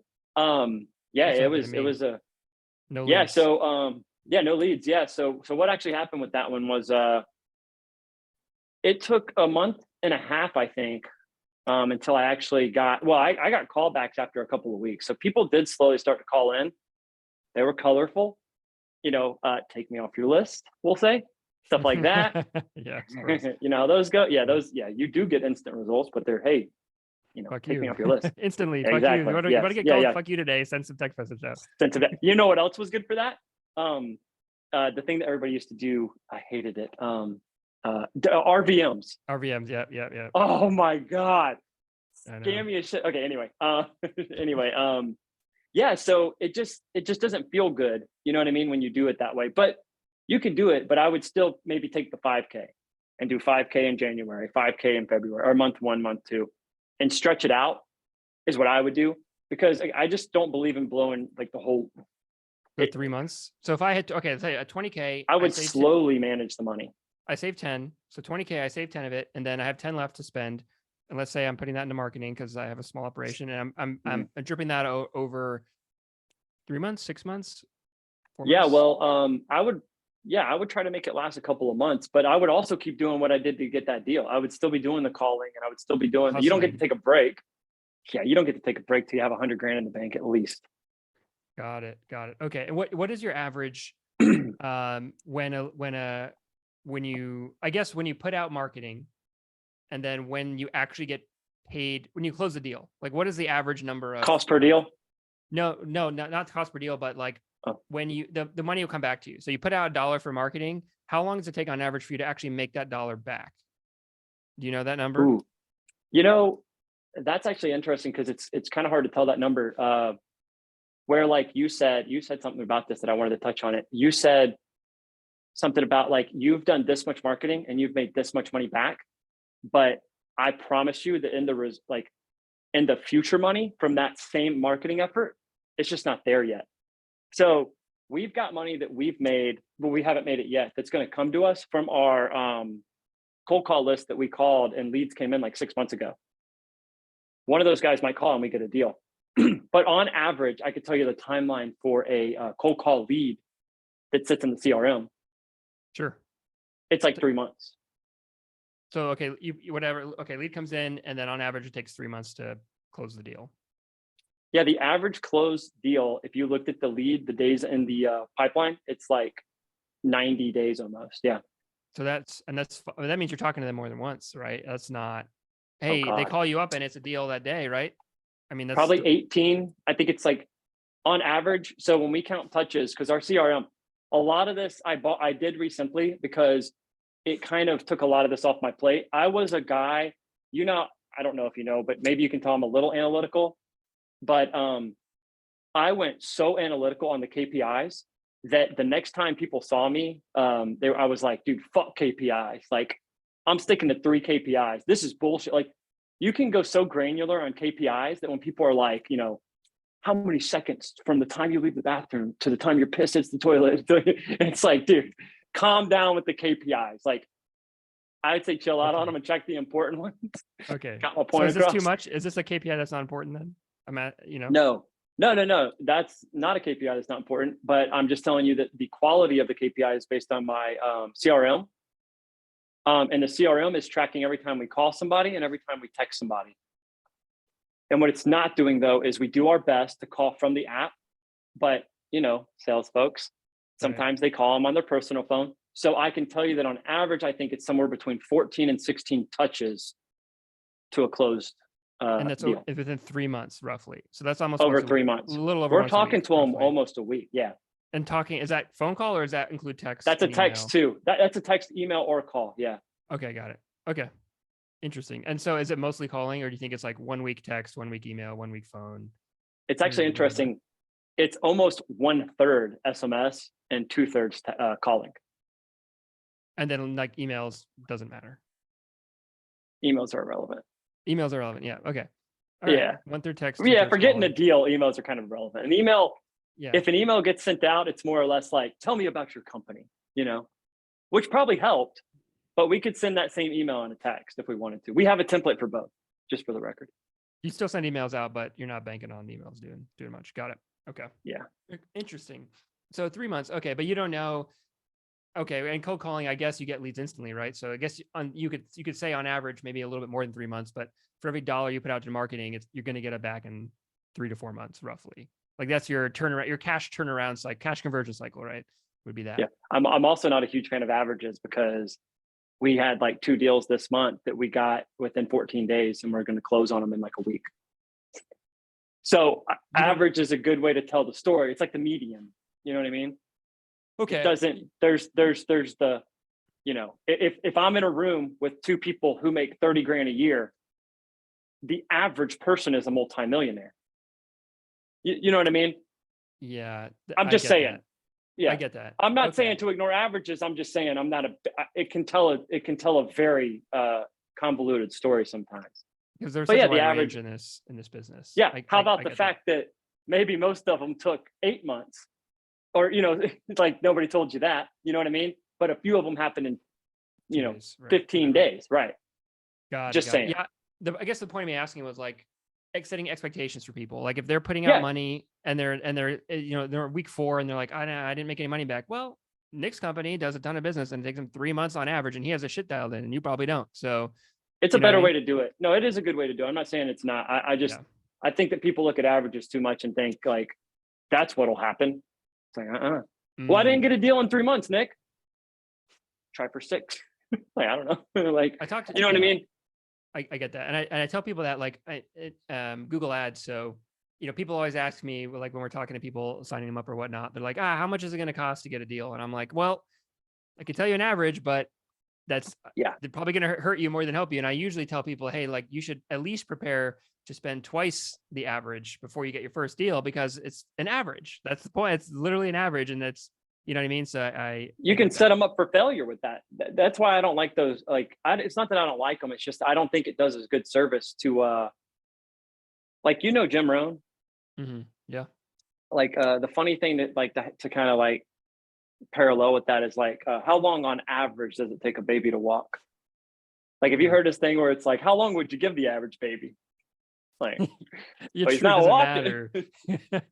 If you've Yeah. decided to do it, are you doing it because on average people make $10,000 in 3 months? You can make money doing anything. Dude, I'm all about telling people not wholesale. Like, I'm the guy, literally, I'm the guy that like convinced people not to get into the business just based on the fact where it's like, if you think you came here for the cheat code and getting rich, you're lying to yourself. This is a whole business too. It's like, this isn't, you can go make a lot of money doing anything. So True. Why'd yeah, you get into it then? Why'd you get because into it? Like you said, you just luck, man. Your brother's an agent, just it just works. Like, it just worked for me. Because I know that I have a very firm belief, and I don't want to sound overly confident, because I'm not. There's what your confidence comes from continuously doing things and winning, or not even winning all the time. It actually comes from getting your ass kicked a lot too. So I am pretty confident that if I stick to something and get dug in with my personality and just who I am, I'm going to do well. I'm not saying I'm going to be top 1% and all that good stuff, but I'm going to kick ass. And that was the whole story earlier of like, that's what I did wrong. I never just stuck with something long enough. And when I did it with real estate, because that's what I told myself, dude, I'm not going to do it with you right here, but we can go over it sometime. I really had some hard talks with myself about changing who I am as a person. Most people don't change. You know what I'm saying? Like, if I hadn't changed, I'd have been in real estate for 4 or 5 months, made 10, 15, 20, 100 grand. And you'd see me in, something else. Whatever, maybe I'm flipping Rolexes, I'm doing something different, but I knew that I had to just stick to something no matter how hard it sucked or how good it was. And real estate just turned out to be the thing, I think, is where I just kind of landed. Like, there's no better answer. It's just, that's where I was at when I said, okay, fuck it, I'm going all in. It just happened to be business number 7 or whatever that you were like, okay, this is the business I'm not going to fucking quit or jump to the next Yep. thing. Shiny object. No bullshit. That's what it was. Yep. But it could have been the trucking company. You could have said the same thing to the trucking company, and you could have made it on a trucking podcast right now. I gave the trucking company 8 months. I gave it to like, so to touch on that real fast, people are like, oh, you only did 8 months. I had trucks for 3 years. And the company we started because, I don't know if you know a lot about trucks. We're not getting into it, but if you get DOT violations, the company that you're on will kick you out. And that's what was happening to my buddy. And he was like, let's go start a trucking company. And I'm like, yeah, fuck these trucking companies. Let's start our own. No, let's not. Like, it was a nightmare. But anyway, yeah, that was the one. I mean, to be honest with you, to be like super just honest about it, sometimes I look at wholesale too, and I'm like, this business, you know what I mean? It's like, but I'm not going anywhere. So calm down, folks. You know what I mean? It's like, I'm not going anywhere, but sometimes I mean, and flipping too, like, I might not be flipping in 5 years, you know what I mean? But, take that with a grain of salt. I might be flipping $2 million, $3 million houses. I don't know. I'm going to keep my eyes open for opportunities, and I'm going to go hard on whatever I think looks right. But yeah, that's what it was. It was just the business that I said, I'm going to stop being a dumbass, and I'm going to focus, and I'm going to kick ass, and I'm going to stay right here. And it was real estate. what keeps you going? If you have enough money that like maybe you don't have to work a ton, like you're kind of frugal anyway, you don't spend that much, you know, you're obviously in your office, you're talking to me and it's like 9 o'clock at night. Like why are you doing I this? think about this a lot. I don't know what else to do. That's just, I would be here every day this week almost. I'm here till about 7 or 8 o'clock. There's a lot of content for me to consume. I want to learn how to get better at everything. So maybe it's because I'm always evolving my position, because I was learning acquisitions, then I was sales, and then I was learning negotiations, and then I'm learning dispositions, and then I'm learning how to hire. I read like 4 books on hiring, like no shit, you know what I mean? Because we had to do a lot of hiring, systems, processes, how to manage a team. Like I'm constantly trying to move myself up in that, like you said, the org chart, because I have to, because if I don't, what's going to happen? And how to be awesome at the business, because you know, people got kids and they need to eat and they work here. So like we don't have a choice anymore is one thing, but it's just what I would be doing anyway. I like working. I think so. That's a thing that I think it's coming back, but I think active income. My dad recently retired, and the first, like before he retired, the first couple of days, weeks, he was like, I was like, what are you going to do now? I believe that if you're old and you retire, you're going to die next. You know what I mean? Like your body, like the quote, like we rust, or whatever, you know what I mean? It's like your body runs, like a diesel truck runs. You cut it off too long, shit don't start no more. Like that's the way it is. And you're going to get, and it's really not so much functioning, and it's kind of cognitive too, right? Like you have to you have to do stuff. Like you have to do stuff. I learned early too, because I have had like mini retirements, believe it or not, like for a year, in one case like almost 2 years, where I did nothing.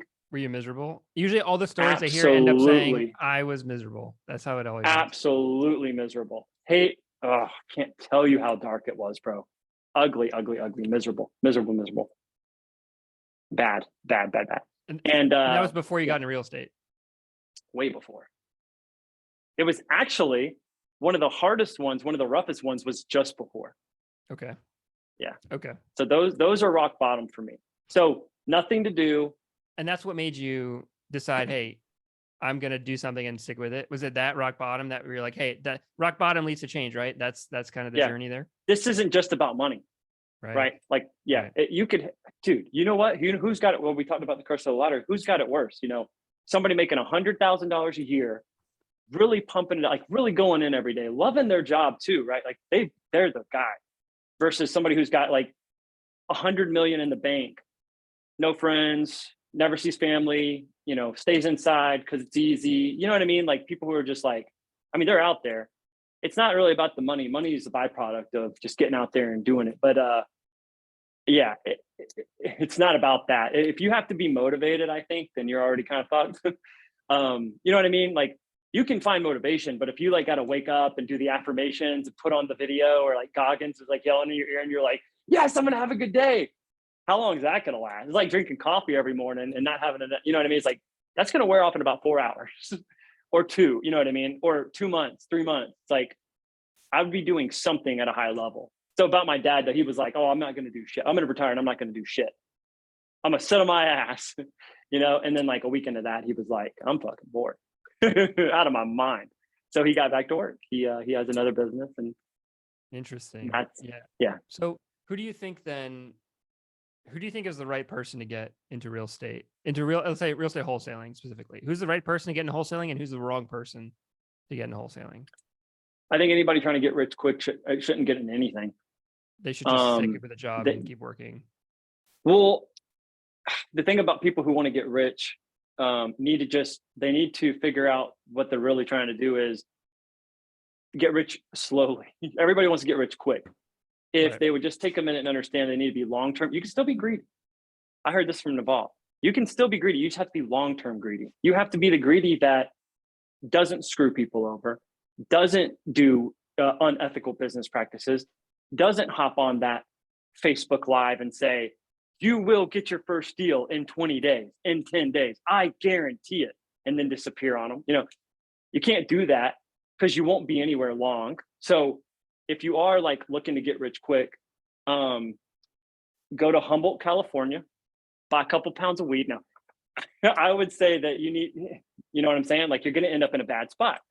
But figure out why you're like that is what I would say, and just kind of learn the rules of understanding business and knowing that, dude, we all know each other out here. Like, look at you. Where are you at? I live in San Diego. It's a Delaware business, but I do it virtually. I'm in San Diego. Okay. But I'm just saying, like, everything gets a lot smaller when you get in that circle, and you don't want to be the guy. You know what I mean? So the right people to get into wholesale are people that I think it would be people who really want to solve a problem and bring, you know, I think we need more people who are innovative. I think we need more people who want to like make this a bigger business and understand how to systematize it and like turn it into a conveyor belt system. Like I'm trying to, I might not be the guy. I don't know how else to put it. Like I might not be that smart, unfortunately. But like the way Open Door was doing things is not the way. Like we've learned that. We've learned that you can't give people what they want all the time and everybody win. Doesn't work that way. So you have to understand it's a give and take, and you have to understand that it's a for-profit. And yeah, just people who don't want to screw people over. I mean, in any business, you can learn you can learn things, you know, like flipping cars, you can learn how to steal cars, you know. In real estate, you can learn how to do title fraud. You know what I mean? Like you can learn stuff. So if you're that type of person, you're always going to gravitate to that shady shit.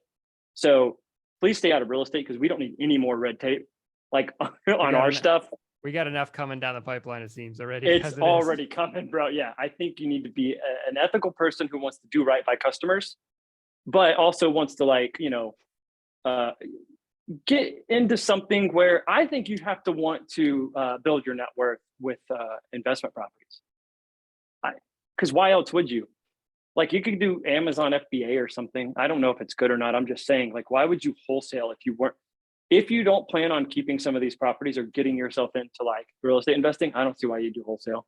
That's why I started a marketing agency, because I'm not a real estate guy. I don't care about flipping properties. I don't want to be a landlord. So I'm like, I think I'm just naturally gravitating away from it. You know, I don't, and everyone that's, you know, the sigh. And my other buddy tells me that he's like, Tim, you gotta start buying property. So what's the point? Like you're in real estate. I'm like, my focus, I don't want to think about it. I don't know. It's okay to do something else. That's okay. Yeah.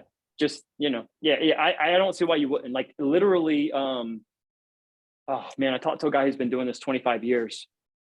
And he's like, we were actually at Hub for Shut Up.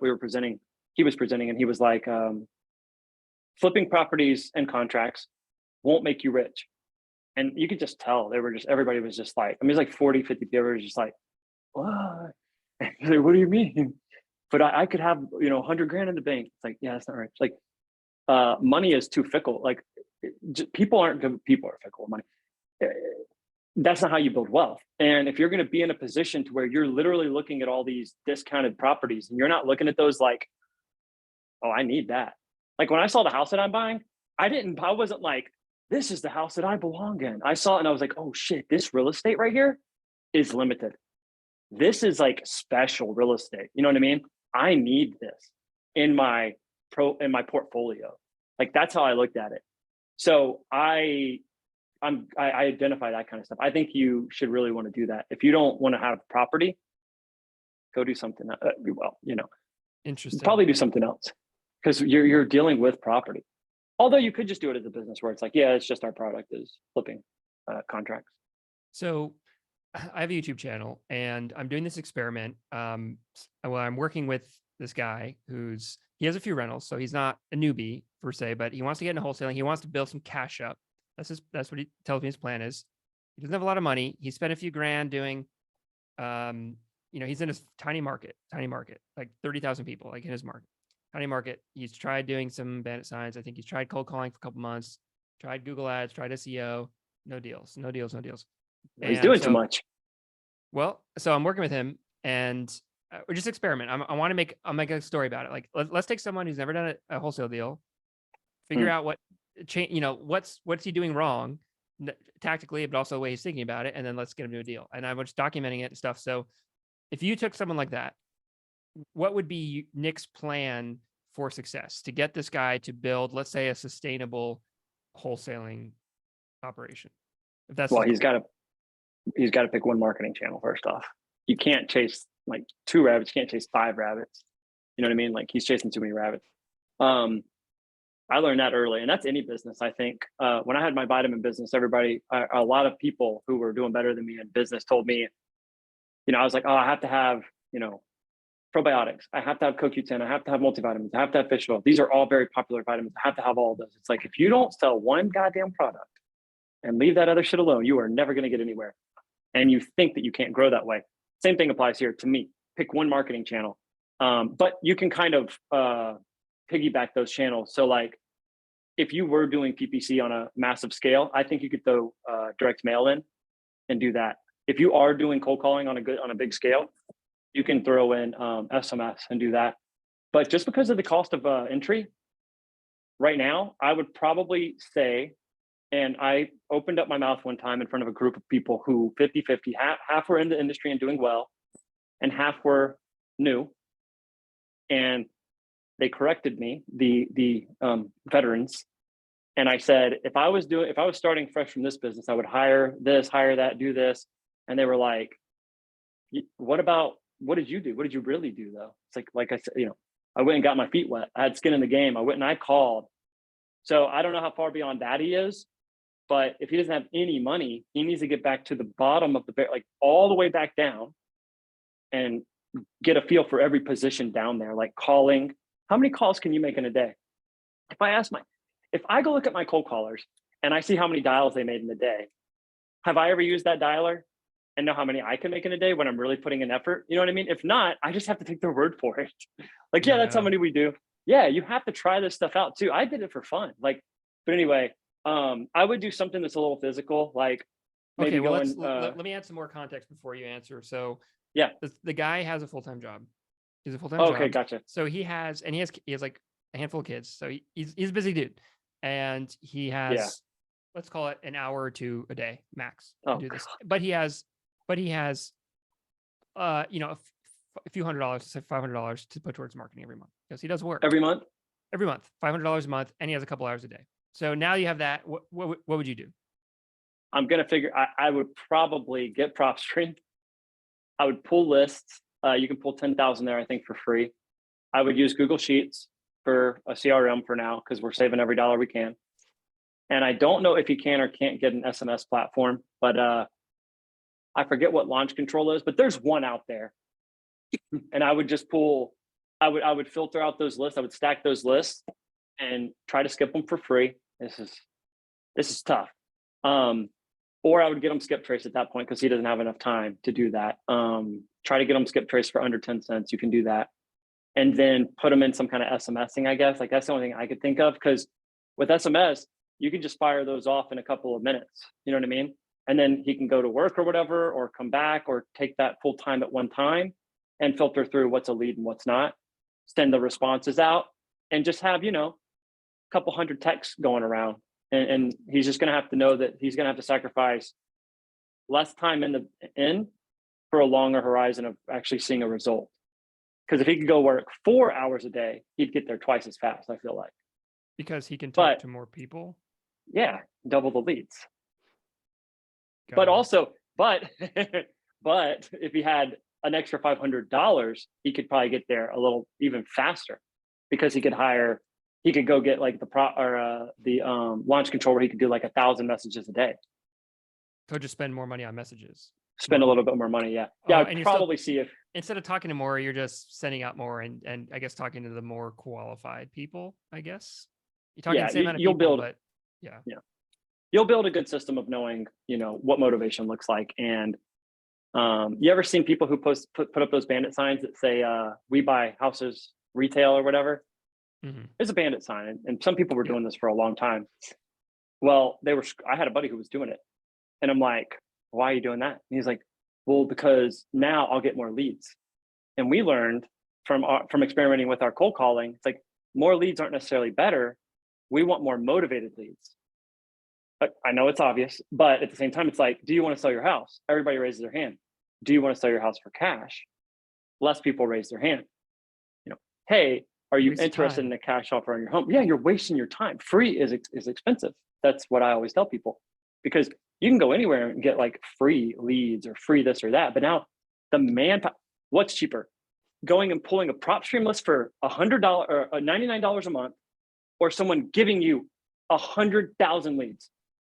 The manpower to go through those 100,000 leads is way more expensive.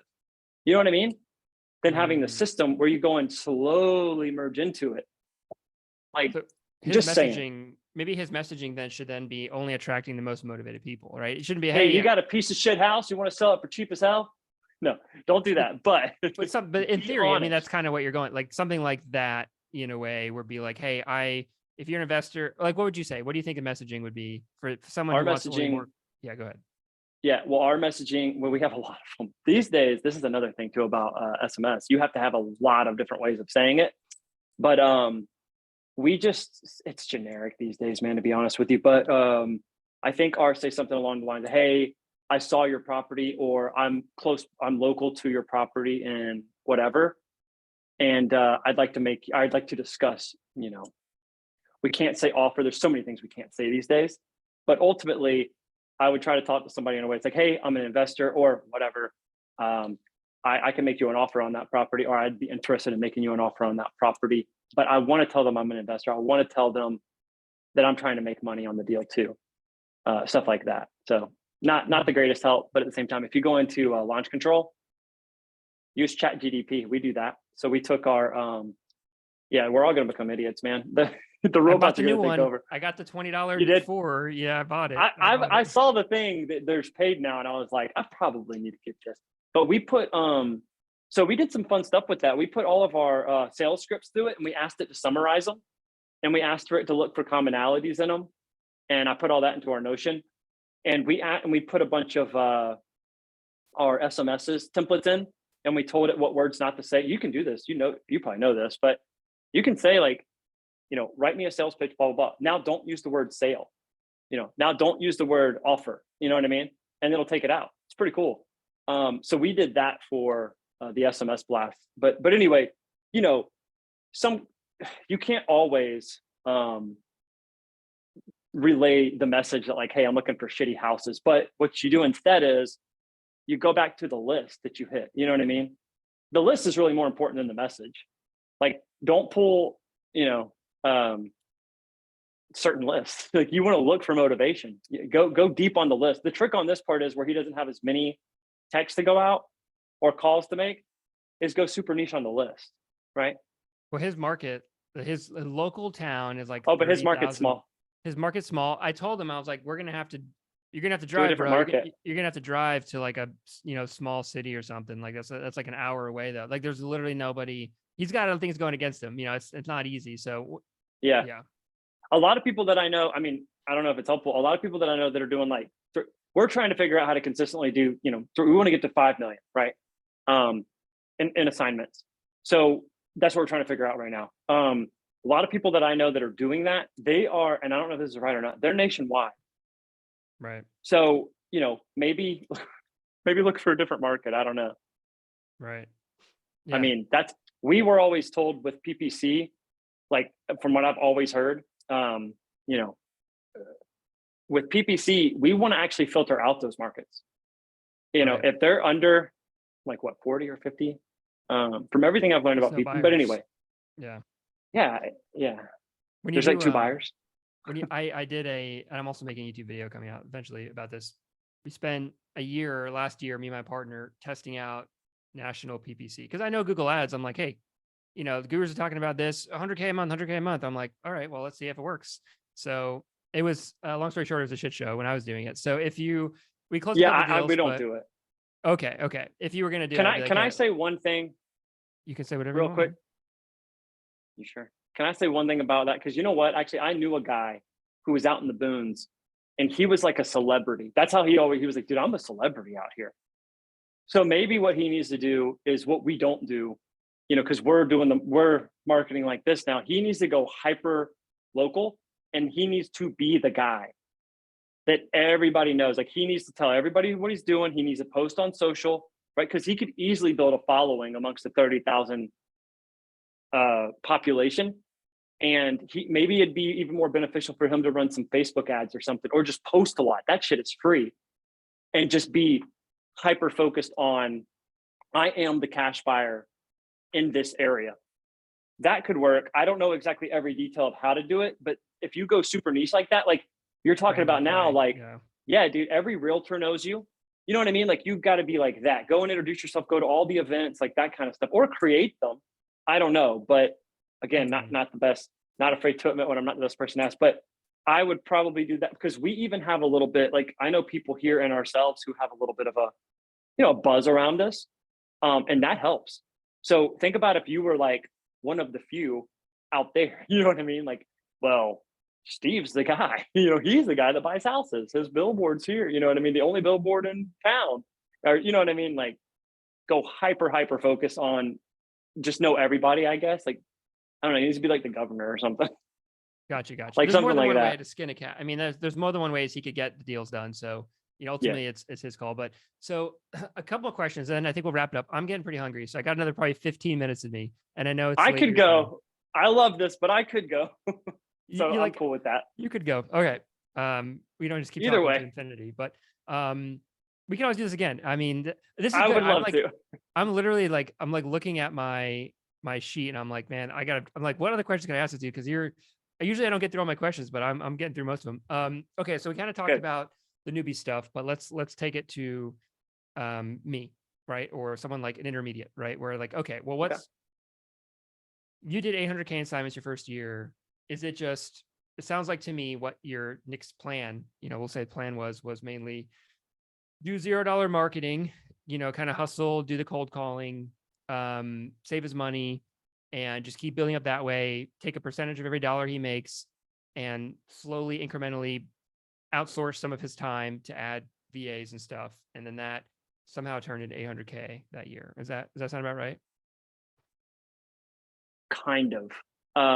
It's hard to be frugal and spend a lot of money at the same time because people can't understand the concept of both. But yes, I am always trying to replace myself. Like I will very quickly replace myself in the business in exchange for putting myself in a better position where I think I can run the business better. But yeah, I mean, the plan was never to be the rock star salesman in my company. You know what I mean? Like I'm always looking for the next rock star in here. And I'll be honest, probably wouldn't have gone this way if it wasn't for my rock star acquisitions guy. It just wouldn't have gone this way. So Mm. maybe I got lucky. I What's might get your, lucky forever. I don't know. usually they say acquisition. I mean, from people I've talked to, the biggest, just like with flipping keeping good contractors is kind of the hardest part, or managing contractors in the wholesaling business.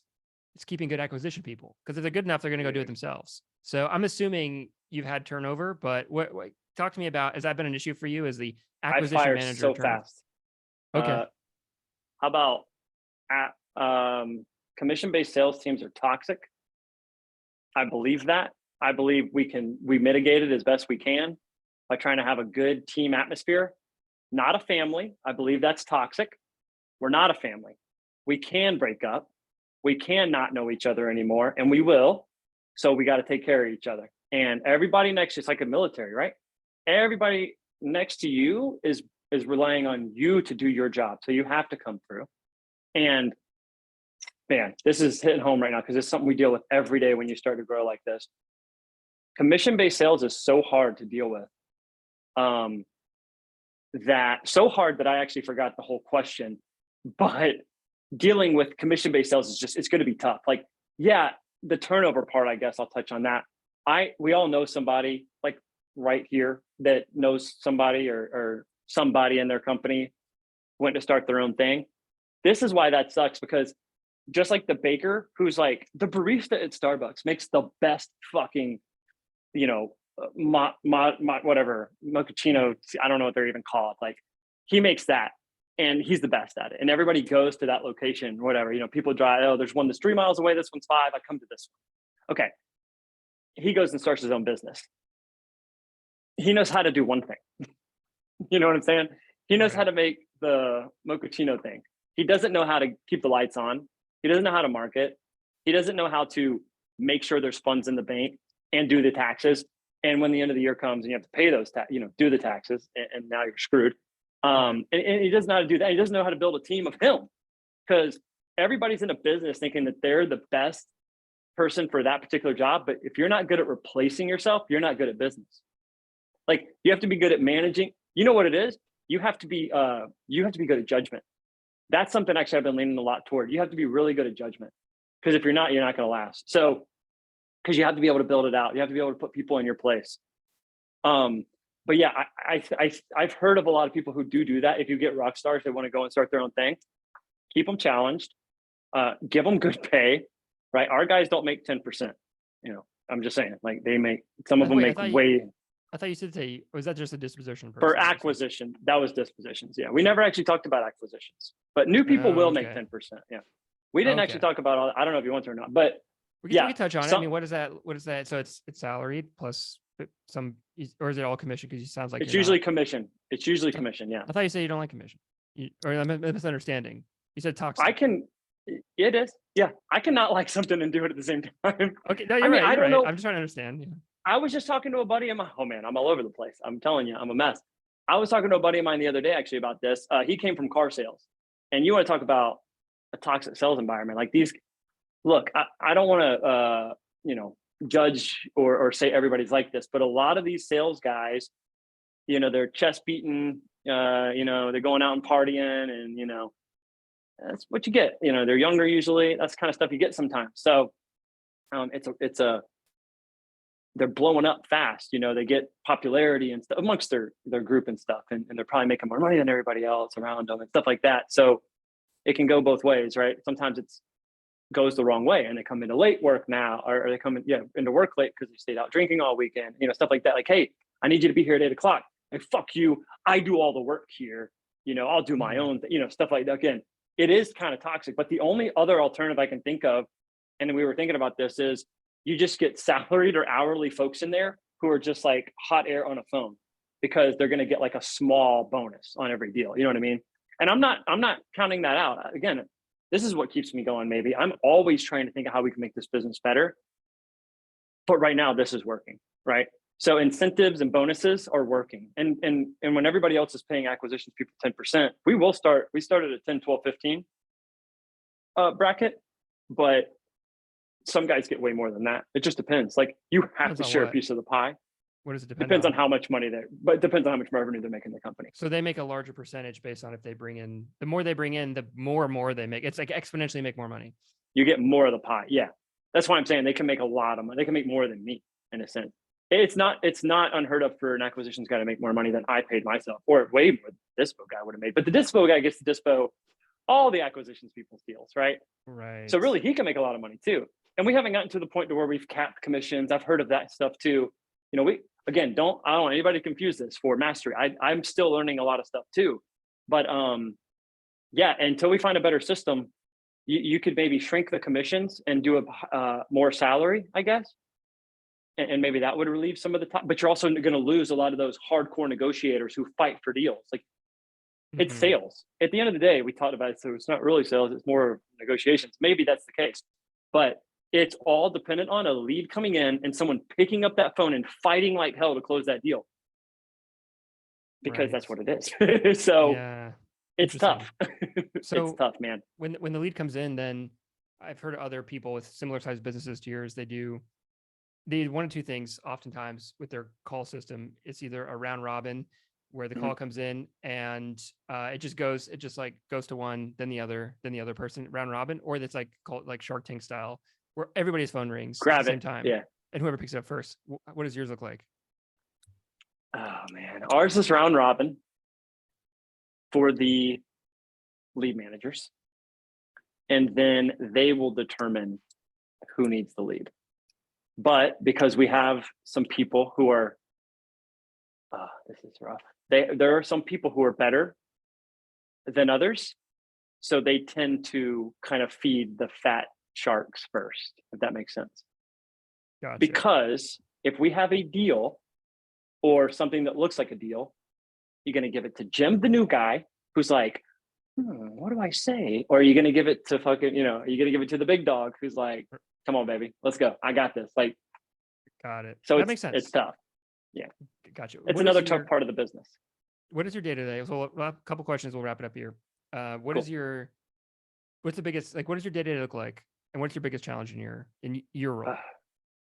So for me right now, my biggest challenge, I'll start with the challenge. I'll start with the day to day. I come in here, I come to the office as soon as I can. I usually wake up and I try to go to the gym. Again, I try 45 minutes of meditation, cold plunge for an hour. No, I don't have time to do any of that shit. You know, the millionaire routines? Right. Yeah. Yeah, no. Cold showers. I might turn it down a little bit, but I'll wake up just naturally. I get started on stuff, you know, like if I don't start working on something, I'll maybe do the dishes. You know what I mean? Like I just like to work on something. So I found that if I can go to the gym, that's cool. So I'll go to the gym. I'll come home and I'll usually already be on my phone on the way home, answering an email. You know, it's attorney stuff, or it's like maybe somebody has a question. Try to do as much of that little stuff like as I can, as early as I can, because when I get here, I want to be able to talk to the main people that I talked about 3 people a day. So I'll see what's going on with acquisitions, see what's going on with our pipeline, and I'll see what's going on with like the marketing side of things. And that's not every day, but it's a lot of the days. And then there's always surprises like in those channels, like of those people, you know, little things like that. And then I'll kind of look at the books for a little while, like every day. I know it's annoying. Almost every day I'll do this. And when I say every day, it's more like 2 to 3 days out of the week, right? I probably have 2 to 3 days that are like really, really busy, and then a couple of days that are a little more lax. But anyway, I'll do that stuff. I'll go over the books. I'll just make sure where the pipeline's at and how we're looking. Like I said, you know, going into the next month and stuff. Try to just figure out if there's something we're missing that we need, like try to learn something. I'll have a bunch of, dude, I have 40 tabs open of some books I want to look into, some videos I want to watch, some courses I want to like kind of dive into to see how we can make the business better. And a lot of conversations that need to be picked up on with people like kind of like ours after this, about like how to make this business better. And then what usually happens when I have that plan to do those things is the phone just blows up. Unfortunately, it's literally, you know, you talk to people like, oh, I've been putting out fires all day. Yeah, not every day, but it's like, hey, my payment didn't go through. You paid me Friday. It's Tuesday. I didn't get the payment. Hey, Call Tools just blocked us from the FDIC, something like that. Hey man, take a look at this deal real quick. I think I underwrote it good, but I need you to take a look. Hey, there's no power at Cooper Ridge right now. What happened there? It's like, oh shit, did you not get power? It's that. So that's a large part of my day, is that little stuff. Now, and then trying to figure out how to fix that. So the biggest challenge is how to take yourself out of the business of some of this stuff. Is that what it is? Yeah. Well, because we're flipping, we're assigned, we have so many, there are, there's dozens of properties at any given time that need attention. And there's, 5 or 6 people plus my personal life that want my attention as well. So, you know what I mean? So it's that. It's trying to just deal with all that, which isn't hard. We do it. Is from looking at when you got started in the business versus what you do now, oh, God. is it more stressful now or when you first got started? Oh man, it's a good timing. Because lately we've been hiring. We've been on a hiring spree right now. So right now stress is at like a pretty high, but it's temporary. We'll get it sorted out, because you might know this. People don't really think about it, but when we hire, you think like, oh, hiring is going to make your life easier, but not for the first couple of months. It's not. Everybody's got questions. We've got onboarding. It's everything. So right now it's pretty stressful when we're doing stuff like this, but we're in growth stages. But nothing's as stressful as doing everything yourself. I can tell you that. So yeah, I'd say life's pretty good right now. The end of the day, like we talked about with like how I am, just every way. If I don't want to do something, I can kind of remove myself from a lot of stuff, but some things are just priority. So it's way better now. I can tell you that. Yeah, don't build something that you hate. That's a good piece of advice. Like, don't build something you fucking don't want to go into every day. I love doing this, like for the most part.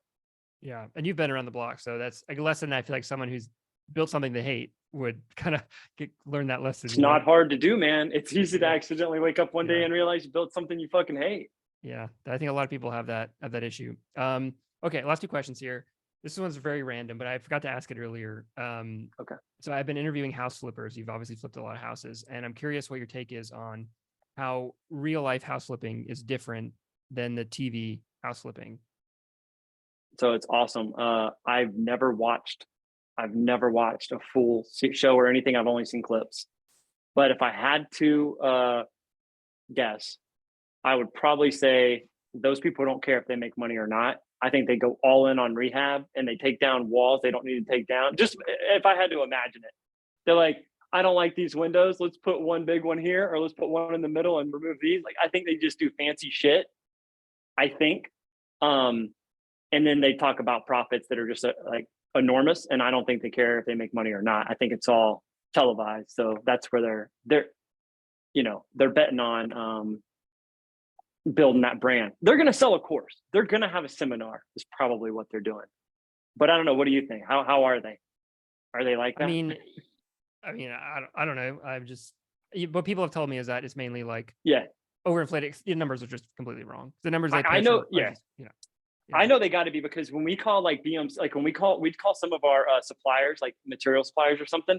And I'm talking like, I'm just trying to narrow down like the people who sell like stair balusters, the supplier for them. And I'm talking to the lady and she's like, oh, you guys flip houses? I want to do that. Me and my husband are talking about that. Like, they watched, Steve and Judy's house flipping TV show or whatever. And I'm like, the problem with that kind of stuff is I don't know if they do it or not, but they probably don't talk about how hellish it is sometimes. There's cut scenes, right? Every movie has a what do they call it? Like a montage. Is it a montage? Right. Yeah. Every show probably has like a montage. They're like, flip, house is done. It's not like that. Like, you're in your montage, like right now I'm in my montage. It might be for like 8 years. Just like, it's not like that. I can guarantee you that much. It's like the Rocky cutscene. Like, people. Yeah, the Rocky cutscene. But you're in the Rocky cutscene. That's the majority of the stuff. Yeah, that is life. Yeah, that's the good part. Yeah, if you're, it's very generic. But when people say it's not the destination, it's the journey. Yeah, it really. If you don't love what you're doing on the day to day, you're just trying to get to the end. And I've been that person like a long time, probably longer than I haven't been. You're wasting your life away. So that sucks. Don't do that. Do you have any? We'll wrap it up with this, and I appreciate it. This has been maybe my longest one this year. You've been pushing 3 hours. How long is this guy going to talk to me for? But anything I didn't ask you that you want to mention, or anything you want to say as we wrap it up here? When you say we're done, I'm booking it, because my girlfriend's like, I've got dinner ready. We need to go to Target, dude. I love it. I'm focused. I'm the type of person that this is for me, when I dive in and everybody else is like, okay, we're done. We've done too much. If I get in, I'm in. I can do this for 14 hours straight, bro. Like, this is how I do well. But that being said, no, I don't have anything else to add, I guess. Unless there's anything you think might be beneficial. I don't know how many people are going to make it 3 hours who are even talking at this point. You're listening, but no, I'm good, man. I appreciate it. We'll do this again. Hopefully there's a lot of cuts, shorts or whatever they call them, I could. We'll, maybe. Maybe we'll see. But anyway, thanks again. And we'll definitely connect, offline after this for sure. But I appreciate taking the time and sharing all your wisdom, man. It's been awesome. So thank you. I appreciate it, man. Thank you for taking the opportunity to have me out here. Let me run my damn mouth. No, I love it, man. It's great. Thank you. All right. Take it easy. Cool. All right. I'll see you.